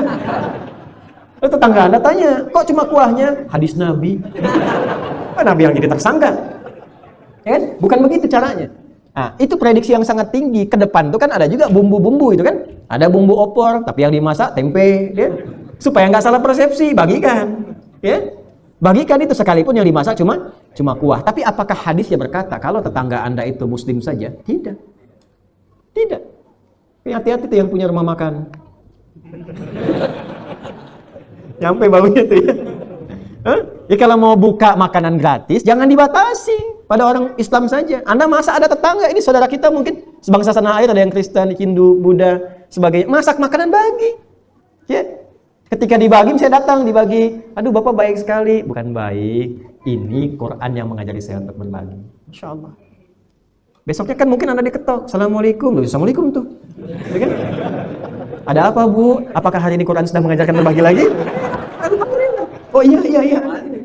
Alhamdulillah kan. Gitu. Jadi nggak pernah hadisnya mengatakan kalau tetangga Anda muslim saja, tidak. Jadi kalau Anda masak makanan jangan dilewati yang beda keyakinan. Ada tetangga Hindu, Kristen, Muslim, rumah ketiga. Anda masak, antarkan ke yang Muslim. Yang Kristen, Hindu ngeliat. Aduh Pak, kayaknya enak makanannya. Iya Pak, cuman sayang Bapak kafir. Gitu. Tidak. Ya, berbagi tetap. Jadi kalau itu dirawat, itu suasana kebangsaan itu nyaman. Kemasyarakatan tenang dan saling menghargai. Yang Kristen misalnya ke gereja dihormati, silahkan sesuai dengan keyakinannya. Yang Hindu ke pura, ya hormati silahkan. Tapi orang Islam nggak usah ikut-ikutan ke sana. Sholawatannya di masjid. Jangan pindah sholawatan ke tempat ibadah orang lain. Paham nggak? Ya. Itu kalau khatam makkiyah nggak akan aneh-aneh. Dan itu saling menghargai. Langsung turun akhirnya lakum dinukum. Nah itulah tingkat toleransi tertinggi dalam berkeyakinan. Makanya toleransi agama itu zero tolerance. Prakteknya begitu. Zero tolerance itu bukan nggak toleransi. Toleransi yang terbaik itu saling menghormati. Silahkan jangan dicampur-campur. Tapi untuk urusan kemasyarakatan saling membantu. Itu Islam itu indah. Nah ayat-ayat yang mengajarkan itu makiyah. Makanya kalau Bapak tinggal di komplek, ada tetangga beda keyakinan, rajin-rajin baca makiyah. Rajin. Nanti ada tuntunan. Coba kalau setelah Idul Fitri ada halal bihalal tidak? Tuh, kalau baca ayatnya benar, tuh diajak yang non-muslim itu. Ya, karena kalimat untuk membangun hubungan silaturahim itu kalimatnya nas. Ya ayyuhan nasud. Dan kata halal pertama di Quran lekat dengan makanan. Ya ayyuhan nasu, kulu, makan. Makanya halal bihalal itu seringkali ada makanan. Itu gabungkan itu. Tapi nilai-nilai pancaran dari Ramadan itu dipraktekkan. Karena itu ketika Anda mengadakan itu, misalnya Anda membangun hubungan pertalian, Anda ingin menunjukkan inilah pancaran Ramadan. Nilai-nilai kemuliaan yang ada dibangun dari situ. Jelas sampai sini? Nah, ini yang ingin saya sampaikan. Jadi surah-surah Makkiyah itu manfaatnya bisa menguatkan iman pada yang sudah berkeyakinan, bisa menuntun kita bagaimana berinteraksi dengan orang-orang yang beda keyakinan. Jelas ya? Sekaligus menjelaskan. Jadi kalau sekarang ada kontroversi misalnya pemahaman tentang kata kafir, Anda sudah paham dari sini. Oh, ternyata kafir itu bahasanya terhormat ya. Ya kan? Ya, nggak merendahkan kan di situ. Ada nggak unsur perendahan? Tidak ada. Berarti kalau yang menilai itu perendahan, artinya belum paham dengan kata-kata itu. Nah, yang belum paham itu dipahamkan, bukan dicaci maki. Kalau belum tahu, diberitahu, bukan dimarahi. Jelas? Halo? Coba Anda cari di Quran, panggilan untuk non-muslim yang sifatnya merendahkan. Anda nggak akan temukan. Nggak akan temukan. Memanggil langsung ya. Kalimatnya dengan panggilan-panggilan terhormat. Qul ya ayyuhal kafirun innal ladzina kafaru. Jadi selalu seperti itu, terhalang. Pernah nggak diturunkan status jadi hewan? Sapi-sapi yang tersesat misalnya. Nggak pernah kan? Nggak pernah. Jadi selalu dalam konteks kemanusiaan itu menjaga. Jelas ya? Itulah Makkiyah. Wah, ini baru satu huruf ya. Jadi satu, manfaat belajar surah Makkiyah, satu bisa menguatkan iman untuk kita umat Islam, menguatkan iman sekaligus meningkatkan ibadah. Meningkatkan ibadah. Karena itu nanti dalam praktek salat-salat Makkiyah, itu nanti keberhasilannya diukur dengan penguatan iman dan rajin ibadah. Awas, hati-hati. Kalau sudah belajar nanti, awas ya, belajar surah-surah Makkiyah, tapi tidak membuat kita lebih meningkat ibadahnya, berarti ada yang salah dengan cara saya mengajar. Harus lebih yakin, mantap ibadahnya, lebih ikhlas, lebih meningkat ibadah. Itu manfaatnya. Ya, agak cepat sedikit, ini bagian terakhirnya. Wa itsbatur risalah, dan menetapkan ya, risalah kenabian Nabi Muhammad SAW. Wa itsbatul ba'tsi wal jaza. Ini lihat ya, ini cakupannya nih. Nanti saya akan tanya an-naba kira-kira ada di mana di antara ini. Ya. Di surah-surah Makkiyah berbicara satu tentang penguatan iman, hubungan dengan non-muslim, peningkatan dasar-dasar ibadah. Yang ketiga, penguatan risalah Nabi melalui mukjizat. Yang selanjutnya, itsbatul ba'tsi wal jaza, bicara tentang hari kiamat dan kebangkitan. Hari kiamat dan kebangkitan. Wan naru wa 'adzabuha wal jannatu wa na'imiha wa mujadatul musyrikin bil barahinil aqliyah wal ayatil kauniyah. Ya, yang keenam selanjutnya berbicara tentang surga dan neraka. Jadi setelah kebangkitan dan hari kiamat, surga dan neraka. Selanjutnya ini yang indah nih. Ya. Dialog dengan non-muslim. Dialog dengan non-muslim dengan logika yang terang dan jelas. Jadi kalau kita ngaji ayat Makkiyah dengan baik, itu logikanya itu bagus dan bisa mudah membimbing untuk berdialog. Tuhan kita siapa? Kenapa memilih Allah sebagai Tuhan? Mau jawab apa? Huh? Kenapa nggak pilih yang lain? Harus bisa jawab. Nah, itu yang memberikan jawaban itu surah Makkiyah. Makanya ketika turun surah Muhammad SAW, surah 47 ayat 19-nya, fa'lam annahu la ilaha illallah. Makanya dizikirkan, fa'lam annahu la ilaha illallah. Fa'lam, maka mesti punya ilmu, mesti tahu supaya kuat keyakinan kita untuk menetapkan bahwa la ilaha illallah, tiada Tuhan selain Allah. Supaya mantap tuh mesti punya ilmu. Kalau nggak mantap nanti kasih sarung geser la ilaha illallahnya. Kasih sembako geser. Yang meletus gunung, tapi imannya ikut meletus juga. Hanya karena sembako, ya kan? Dan sebagainya, dan seterusnya. Nah, itu poinnya. Ya, itu poinnya. Kemudian yang terakhir tentang ayat-ayat semesta. Untuk riset. Untuk riset. Ya, jadi makanya kalau ada hafal ayat-ayat Makkiyah, nanti insya Allah kita bikin kurikulum ya. Anda profesinya apa? Nanti kalau terkait riset banyak ayat Makkiyah. Dan risetnya bukan hanya di alam, sampai ke pekerjaan, Pak. Bapak kenal Mu'adz bin Jabal? Ya. Mu'adz bin Jabal kan salah satu sahabat Nabi ya. Itu Nabi waktu mengutus ke Yaman, kan viral, beliau diutus ke Yaman kan. Itu diminta untuk riset, mitigasi. Ada siapa saja di Yaman, bagaimana karakter penduduknya. Setelah itu Nabi pesankan, kalau ketemu dengan ahli kitab, begini cara komunikasinya, begini dialognya. Ini yang kamu ajarkan pertama kali. Anda tahu apa yang terjadi? Hasil risetnya Mu'adz bin Jabal, ketika pulang, sepeninggal Nabi itu digunakan di periode Umar bin Khattab ketika beliau ditunjuk menjadi gubernur di Yaman. Itu bisa mengentaskan kemiskinan hanya dalam waktu 3 tahun. Gak ada yang miskin lagi se-Yaman. Sekarang Yaman itu negara, dulu provinsi. Se-Yaman gak ada yang miskin lagi. Tahun pertama itu 1/3 dari zakat dikembalikan ke pusat, ke Madinah. Umar marah. Kenapa dikembalikan? Emang gak ada lagi yang miskin di Yaman? Ya, apa jawabannya? Dah, ini sudah ada cukup baik 1/3-nya, tinggal 1/3 yang di atasnya. Dikembalikan ke pusat. Makanya teori zakat mal itu bukan ke pusat dulu, selesaikan dulu di lokal. Kalau lokal sudah selesai, lebihnya baru distor ke pusat. Itu akan lebih merata. Yang keduanya 2/3 distorkan ke pusat. Lebih marah lagi. Kok nambah dari yang kemarin katanya kan? Apa nggak ada yang miskin lagi? Sudah berkurang lagi. Tahun ketiganya 100% disetorkan ke pusat. Karena nggak ditemukan lagi yang berhak menerima zakat di Yaman. Cuman 3 tahun selesai kemiskinan. Sejahtera semua. Itu riset. Dan ayatnya ada di Makkiyah. Makanya nanti kalau kita tunjukkan ayat-ayat itu, riset Pak. Misal.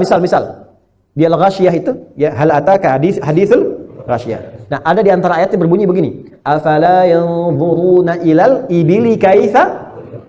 Itu kan kalau diterjemahkan begini, apa Anda nggak pernah riset bagaimana unta diciptakan? Sehingga dengan itu Anda mengerti hanya Allah yang bisa membuat begitu. Itu saya untuk membuktikan itu sampai ke kebun binatang. Tapi di Libya, di Tripoli, bukan di sini. Saya ajak murid-murid saya yang kita ngaji tafsir, kita berangkat ke sana. Dan tugasnya sederhana, keluarkan semua hewan dalam Al-Quran. Ya, ada yang mengeluarkan monyet, ada yang sapi, ada yang unta. Ya, jadi kita bagi-bagi, ada kelompoknya kelompok monyet, kelompok unta, kelompoknya sapi. Paling nggak enak pas dipanggil tuh yang kelompok monyet. Unta datang, kan sapi, gajah, kan ada gajah di Quran juga. Itu menarik Pak Ibu, itu riset. Nanti saya cerita 2 lah, unta dan monyet lah. Kita unta dulu. Tugasnya sederhana, lihat unta, konsultasi ke pawang nih. Di Quran ada begini, apa yang bisa kita ketahui? Ternyata Masya Allah, unta itu punya 3 keistimewaan yang ditemukan di dalamnya di unta itu dan nyaris tidak ditemukan di hewan lainnya. 1, dia punya selaput di matanya yang bisa dia keluarkan kapan saja untuk melindungi matanya dari terjangan badai pasir. Jadi kalau orang-orang Arab ingin melakukan perjalanan dan ada badai, dia tetap ingin masih melewati itu, melakukan perjalanan, maka dia naik ke unta. Unta bisa bertahan, dia tutup sendiri tuh. Nit, otomatis jalan. Itu unta. Makanya orang Arab menyebutnya Safinatus Sakhra, kendaraan padang pasir. Anda punya Ferrari, Lamborghini, Lamborghini, sampai di padang pasir, badai, berhenti. Ya, tapi unta jalan. Dilihatin aja, jalan. Unta. 2, dia punya tembolok tuh. Ya, yang di dalamnya dia bisa tampung air itu, bisa olah sebetulnya. Sehingga dengan itu, dia bisa tidak minum, kurang lebih sampai sebulan sampai 3 bulan. Itu unta. Yang ketiga, dia sangat sensitif memberikan kasih sayang sesuai dengan perilaku. Makanya pada anaknya itu Masya Allah bu unta itu. Jadi kalau ibu perhatikan ya, misal musim panas nih, musim panas. Kena panas kan?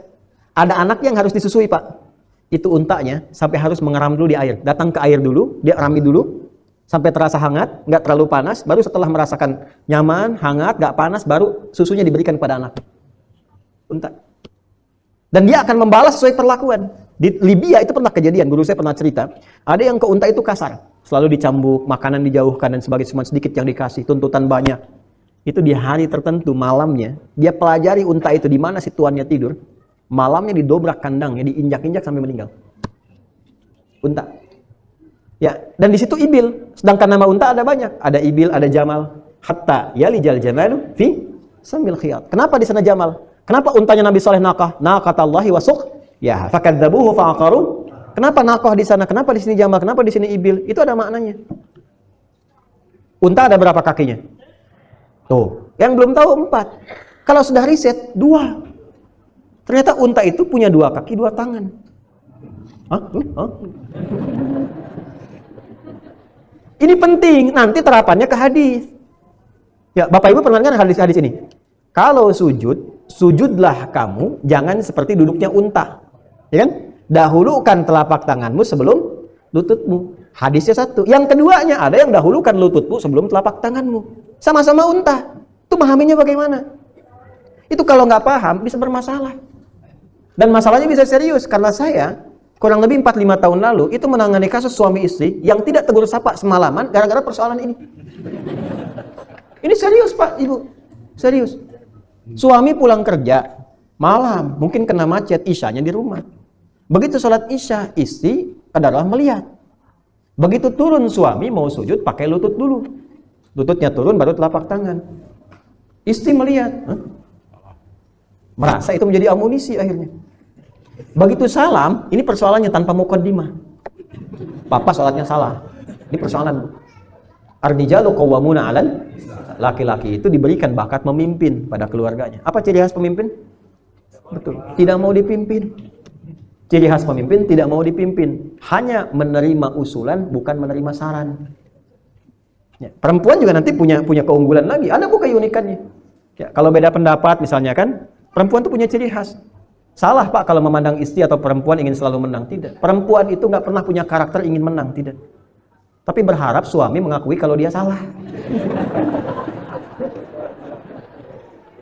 Ya. Dalam kan? Ya. Nah ini debat itu akhirnya. Papa salah sholatnya, mama yang nggak baca hadis. Padahal dua-duanya nggak baca. Jadi si istri belajar di Ustadz A harus pakai telapak tangan dulu. Suami di Ustadz B pakai lutut dulu. Besoknya ketemu saya. Datang itu masih belum cerah wajahnya. Begitu kakak saya senyum. Loh kok senyum? Bu, Pak, masalah bapak dengan ibu itu ada di kitab yang sama. Sunan Abu Daud. Yang bapak nomor 838, ibu 840. Cuman beda 2 nomor. Yang satu kanan bawah, satu kiri atas. Yang satu riwayat Wa'il bin Hujur, yang satu Abu Hurairah. Oh, nggak pakai oh, saya bilang baca dulu, lihat. Jadi saya terangkan yang pakai hadis Wa'il bin Hujur itu kalimatnya kurang lebih berbunyi begini, idza sajadta, kalau Anda sujud, atau kama qala Rasulullah SAW, fala tasjud kama yabrukul ibil. Maka jangan sujud seperti duduknya unta. Falyadha rukbatayhi qabla yadayhi. Dahulukan lututnya sebelum telapak tangannya. Hadis pertama. Yang kedua yang Abu Hurairah, idza sajadta fala tasjud kama yabrukul ba'ir. Ini ibil, sana ba'ir. Falyadha yadayka qabla rukbatayka. Maka dahulukan telapak tanganmu sebelum lututmu. Kalau ngaji terjemahan seakan-akan bertentangan. Tapi kalau di ngaji spesifik kita menggali tentang unta. Plus juga teman-teman sekalian terkait tentang siapa Wa'il bin Hujur, siapa Abu Hurairah akan ditemukan maknanya. Di sini ibil itu unta umum yang gak ada masalah. Ba'ir itu unta tunggangan yang punya beban. Sedangkan unta depannya itu bagian tangan, belakangnya kaki. Kalau unta gak ada beban, dia yang turun apa? Telapak tangannya dulu, lututnya baru belakangan. Makanya kita menyelisih unta. Dahulukan lututnya sebelum tangannya. Kalau unta punya beban untuk menahan, dia tahan dengan lutut dulu, baru telapak tangannya. Makanya menyelisihi, dahulukan telapak tangan, baru kemudian lututnya. Maksudnya apa? Wa'il masuk Islam lebih dulu dibandingkan dengan Abu Hurairah. Wa'il itu di awal-awal masa Islam udah masuk Islam. Belajar, Nabi masih seger, ikut perang Badar dan sebagainya. Abu Hurairah masuk Islam 3 tahun sebelum Nabi meninggal. Usia 60 tahun. Di masa-masa itu kondisi Nabi sudah agak sepuh. Bahkan beliau menggunakan tongkat. Biasanya kalau sepuh masalah klasiknya di apa? Lutut. Di lutut. Makanya yang terlihat oleh Abu Hurairah, Nabi itu ketika sujud mendahulukan telapak tangan karena lutut bermasalah. Hadis Wa'il, Nabi lututnya masih nggak ada masalah. Jadi ketika beliau kemudian sujud, dahulukan lutut. Hadis Wa'il itu periode pertama. Saat suasana itu nyaman. Hadis Abu Hurairah ketika lutut bermasalah. Sebetulnya kedua-duanya itu nggak ada persoalan. Intinya begini, kalau lutut Anda bermasalah, gunakan telapak tangan.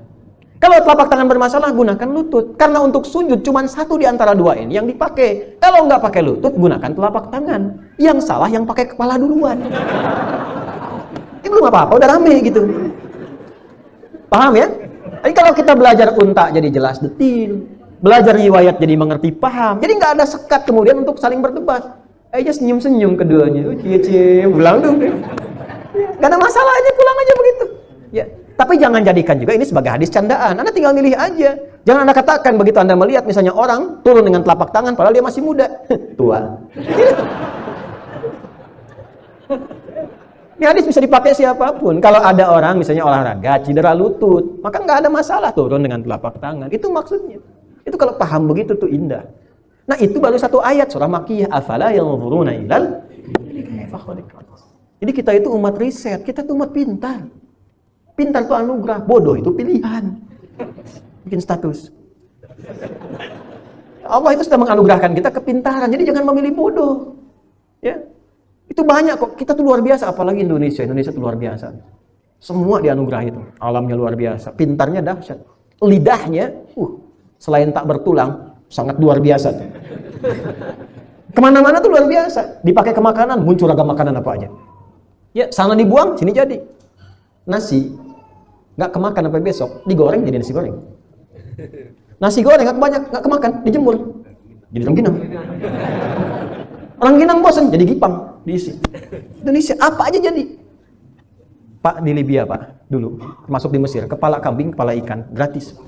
Lidah orang Indonesia luar biasa. Dimasak, jadi makanan enak, besok jadi 5 dinar. Itu lidah. Dibawa ke bahasa, orang kita, bicara apa saja, sepanjang dia belajar tekun, itu seperti penuturnya. Hey, where have you been? Hey, John. Itu kalau nggak kelihatan orangnya, udah, wah ini Inggris apa Amerika ya? Ya. Arab, kayak Muhammad, alhamdulillah bikhair. Orang, ini Mesir apa Saudi nih? Jadi kalau di radio kita dengar, oh ternyata Soreang. Ini kan? Duga-duga Chicago ternyata Chicago kan? Ini. Coba lihat. Ini contoh ya, contoh, bukan menepikan, contoh aja contoh. India, bahasa Inggris. Sefasih-fasihnya tetap Delhi ini. Ya kan? Ya. IPB itu mau menguasai bahasa apapun, IPB tetap orang kan tahu. IPB itu India, Pakistan, Bangladesh. Ya, itu kita teman ekspatriat di luar. Kalau ada masjid siapa? IPB itu. Yuk ke masjid IPB. Maksudnya banyak orang India, Pakistan terutama dan Bangladesh bangun masjid. Itu yang kita tiru. Masjid IPB bukan yang di Bogor kalau di Timur Tengah itu atau di luar. Maksudnya masjid yang didirikan oleh India atau Pakistan atau Bangladesh. Orang Cina boleh teknologi sekarang maju, tapi ketika bicara bahasa ketahuan. Ya, oh Beijing nih, ya kan? Oh ini Cina nih. Bahasa apa saja, mau Arab, mau Inggris. Kita orang Indonesia nggak akan, luar biasa. Ini jangan ditanya kepintaran. Saya sudah mendapatkan keluhan langsung dari orang Afrika. Syahadi, wallahi hada.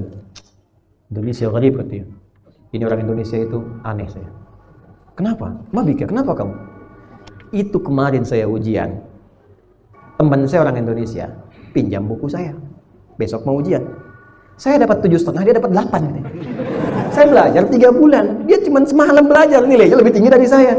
Saya di hati bilang dia belum tahu sistem SKS gitu kan. Sekarang kan terjadi percepatannya sistem kebut. Bukan cuma semalam, 1 jam kadang-kadang jadi Pak. Indonesia itu luar biasa. Makanya bisa dipakai kemana aja tuh. Dan kita itu kekuatan mentalnya luar biasa. Teori sabar itu paling banyak dipraktikkan di kita. Jepang itu Pak, kalau banjir, itu bisa bunuh diri. Gelisah, sibuk. Di kita banjir pakai berenang. Jadi konaahnya tuh luar biasa gitu. Kurang apa lagi coba? Makanya semua bakat tuh ada tuh. Ya, semua bakat ada tuh. Ya, main bola dipakai bakat silat di situ gitu kan. Bakat renang, gayanya macam-macam. Ya, sudah. Alhamdulillah. Jadi syukuri itulah, syukuri itu. Ini belajarlah ini pakai riset. Insya Allah. Coba yang top-top perusahaan top-top itu tuh. Itu rata-rata kalau saya perhatikan orang Indonesia. Top manajemennya orang-orang kita itu. Ya, Petronas itu pertama dibuat itu dari 10, 6-nya orang Indonesia. Ya, saya sempat mengajar teman-teman Akakus Oil, Slumbersea, Aliburton, orang-orang minyak itu. Itu top-topnya orang-orang kita itu. Orang-orang kita, luar biasa itu. Riset energi sekarang yang dipakai oleh Denmark, ya, Belanda, itu sekarang lagi menyiapkan energi alternatif, jadi lewat listrik, mobilnya dicas ke situ sampai ke rumahnya. Itu yang bikin, profesornya orang kita juga masih muda, ketua I4. Ya. Ikatan Ilmuwan Indonesia Internasional, Profesor Abdul Aziz yang ada di Tokyo. Mungkin melihat tayangan ini gitu ya. Di Jepang. Itu orang kita. Yang sudah pernah melihat semua partikel di Singapura sekarang. Itu orang kita juga masih muda. Ilmuwan kita tuh luar biasa. Ini syukuri, manfaatkan. Bagi umat Islam tuh umat riset. Hadirnya kimia, itu kan dari risetnya Jabir bin Hayyan. Ya kan? Baca surah 57 Al-Hadid, masuk ayat 25 ke 26. Wa anzal al-hadid. Penasaran, bawa besi ke rumahnya di lab sederhananya. Diulik, dilihat, dikeluarkan sampai keluar atom besi. Ya, yang Fe itu E besar, F besar, E kecil, ferum. Ya kan? Sampai sekarang kan nomor atomnya 26 kan? Nomor atomnya. Kan setiap atom itu harus ada isotop kan? Untuk menahan ya keseimbangan atomnya itu. Isotop yang paling stabil kan 57. Ya kan? Ada 55 isotopnya, kemudian 57 kan? Yang paling stabil itu 57. Belajar kimia kan? Ikatan kimia, bukan cuma ikatan cinta, ikatan kimia. Ikatan kimia. Pelajari itu banyak dipraktekkan, bagus. Itu isotopnya 57, nomor atomnya 26. Surah 57 ayat 25 sampai 26. Itu semua banyak riset. Ibnu Firnas ngeriset surat Al-Mulk sampai bikin prototipe sayap burung untuk terbang. dikembangkan oleh Wright bersaudara, yang atom dikembangkan oleh John Dalton, ya, Ibnu Khaldun, riset di sosiologi dikembangkan nanti oleh Auguste Comte. Saya hafal itu. Itu semua luar biasa. Dulu kita masih begitu. Kita merindukan para ulama masyayikh kita, bahas kajian-kajian, diskusi yang lain pada ngeliat, gitu kan? Terus yang ulama kita, cendekiawan kita riset-riset macam-macam. Itu Quran itu banyak diriset. Harus sekarang. Makanya saya cerewet dari sekarang. Ayo Quran. Kembali ke Quran. Baca lagi, ya, pahami lagi, dalami lagi, hasilnya kita praktekkan dalam kehidupan. Nah, ini yang didapatkan seperti tadi. Nah, nanti saat kita baca surah-surah Makkiyah itu ada suasana riset, ada pembahasan tentang toleransi, ada pembahasan tentang kiamat, ada tentang kebangkitan, surga dan neraka, komplit semua, tauhid dan ibadah. Tinggal saat kita masuk ke suratnya, surat apa yang kita kaji pasti nggak akan jauh dari pembahasan tadi. Hanya implementasinya bagaimana. Cara kita mengaji nanti akan berbeda. Begitu kita masuk kepada suratnya, yang pertama saya tanyakan surat apa. Kemudian Makkiyah atau Madaniyah, berapa jumlahnya?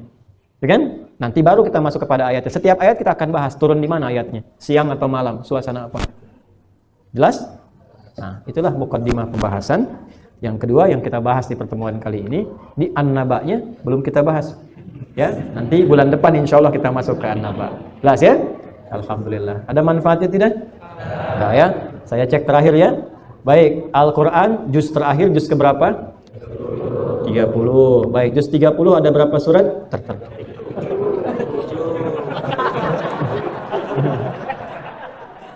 Juz ke-30 ada berapa surat? Ada berapa ayat? 94. Baik, dari semua ini berapa yang Makkiyah? Berapa yang Madaniyah? 3. Bagus. Ciri-ciri Makkiyah yang kalau yang ada sajadahnya surat apa? Makkiyah. Kalau yang pakai kalla, berapa kali kalla disebutkan dalam Al-Quran? Di berapa surat?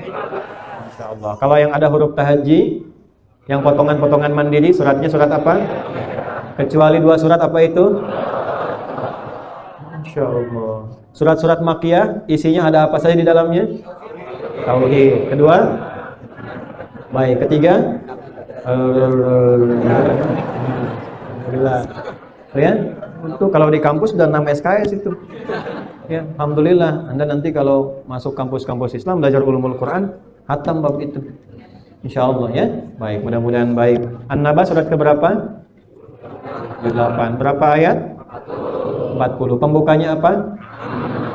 Baik, karena dibuka dengan amma maka juznya disebut juz. Tuh, alhamdulillah. Cepat pintar, belum dibahas sudah langsung bisa. Ya. Baik, itu nanti yang akan kita bahas di pertemuan berikutnya. Metodenya nanti akan saya nggak mengulang ke sini lagi. Saya akan langsung nanti insya Allah. Ini saya copy dulu nanti nih. Ya. Setiap yang dibahas saya copy, nanti yang di copy itu disebarkan. Atau kan sekarang teknologinya lebih bagus ya, mungkin nanti di media sosial kita akan diupload. Nah, Anda nanti tinggal download saja, di handphonenya masing-masing sudah ada ya. Jadi kalau saya bilang, lihat halaman sekian, sudah ada. Ya, tinggal dibaca. Jadi nanti saya akan bacakan, pertama, satu bimbingan bacaan Qurannya. Kita baca sama-sama supaya ada pahalanya dan benar cara bacanya. Yang kedua, baru kemudian ke tafsir. Yang ketiga kaitan dengan ulumul Quran dan aspek syarahnya. Semoga Allah meridhai kita semua, merahmati kita dan menerima ikhtiar kita untuk belajar di kesempatan hari ini. Bapak Ibu sekalian, izin menyampaikan informasi.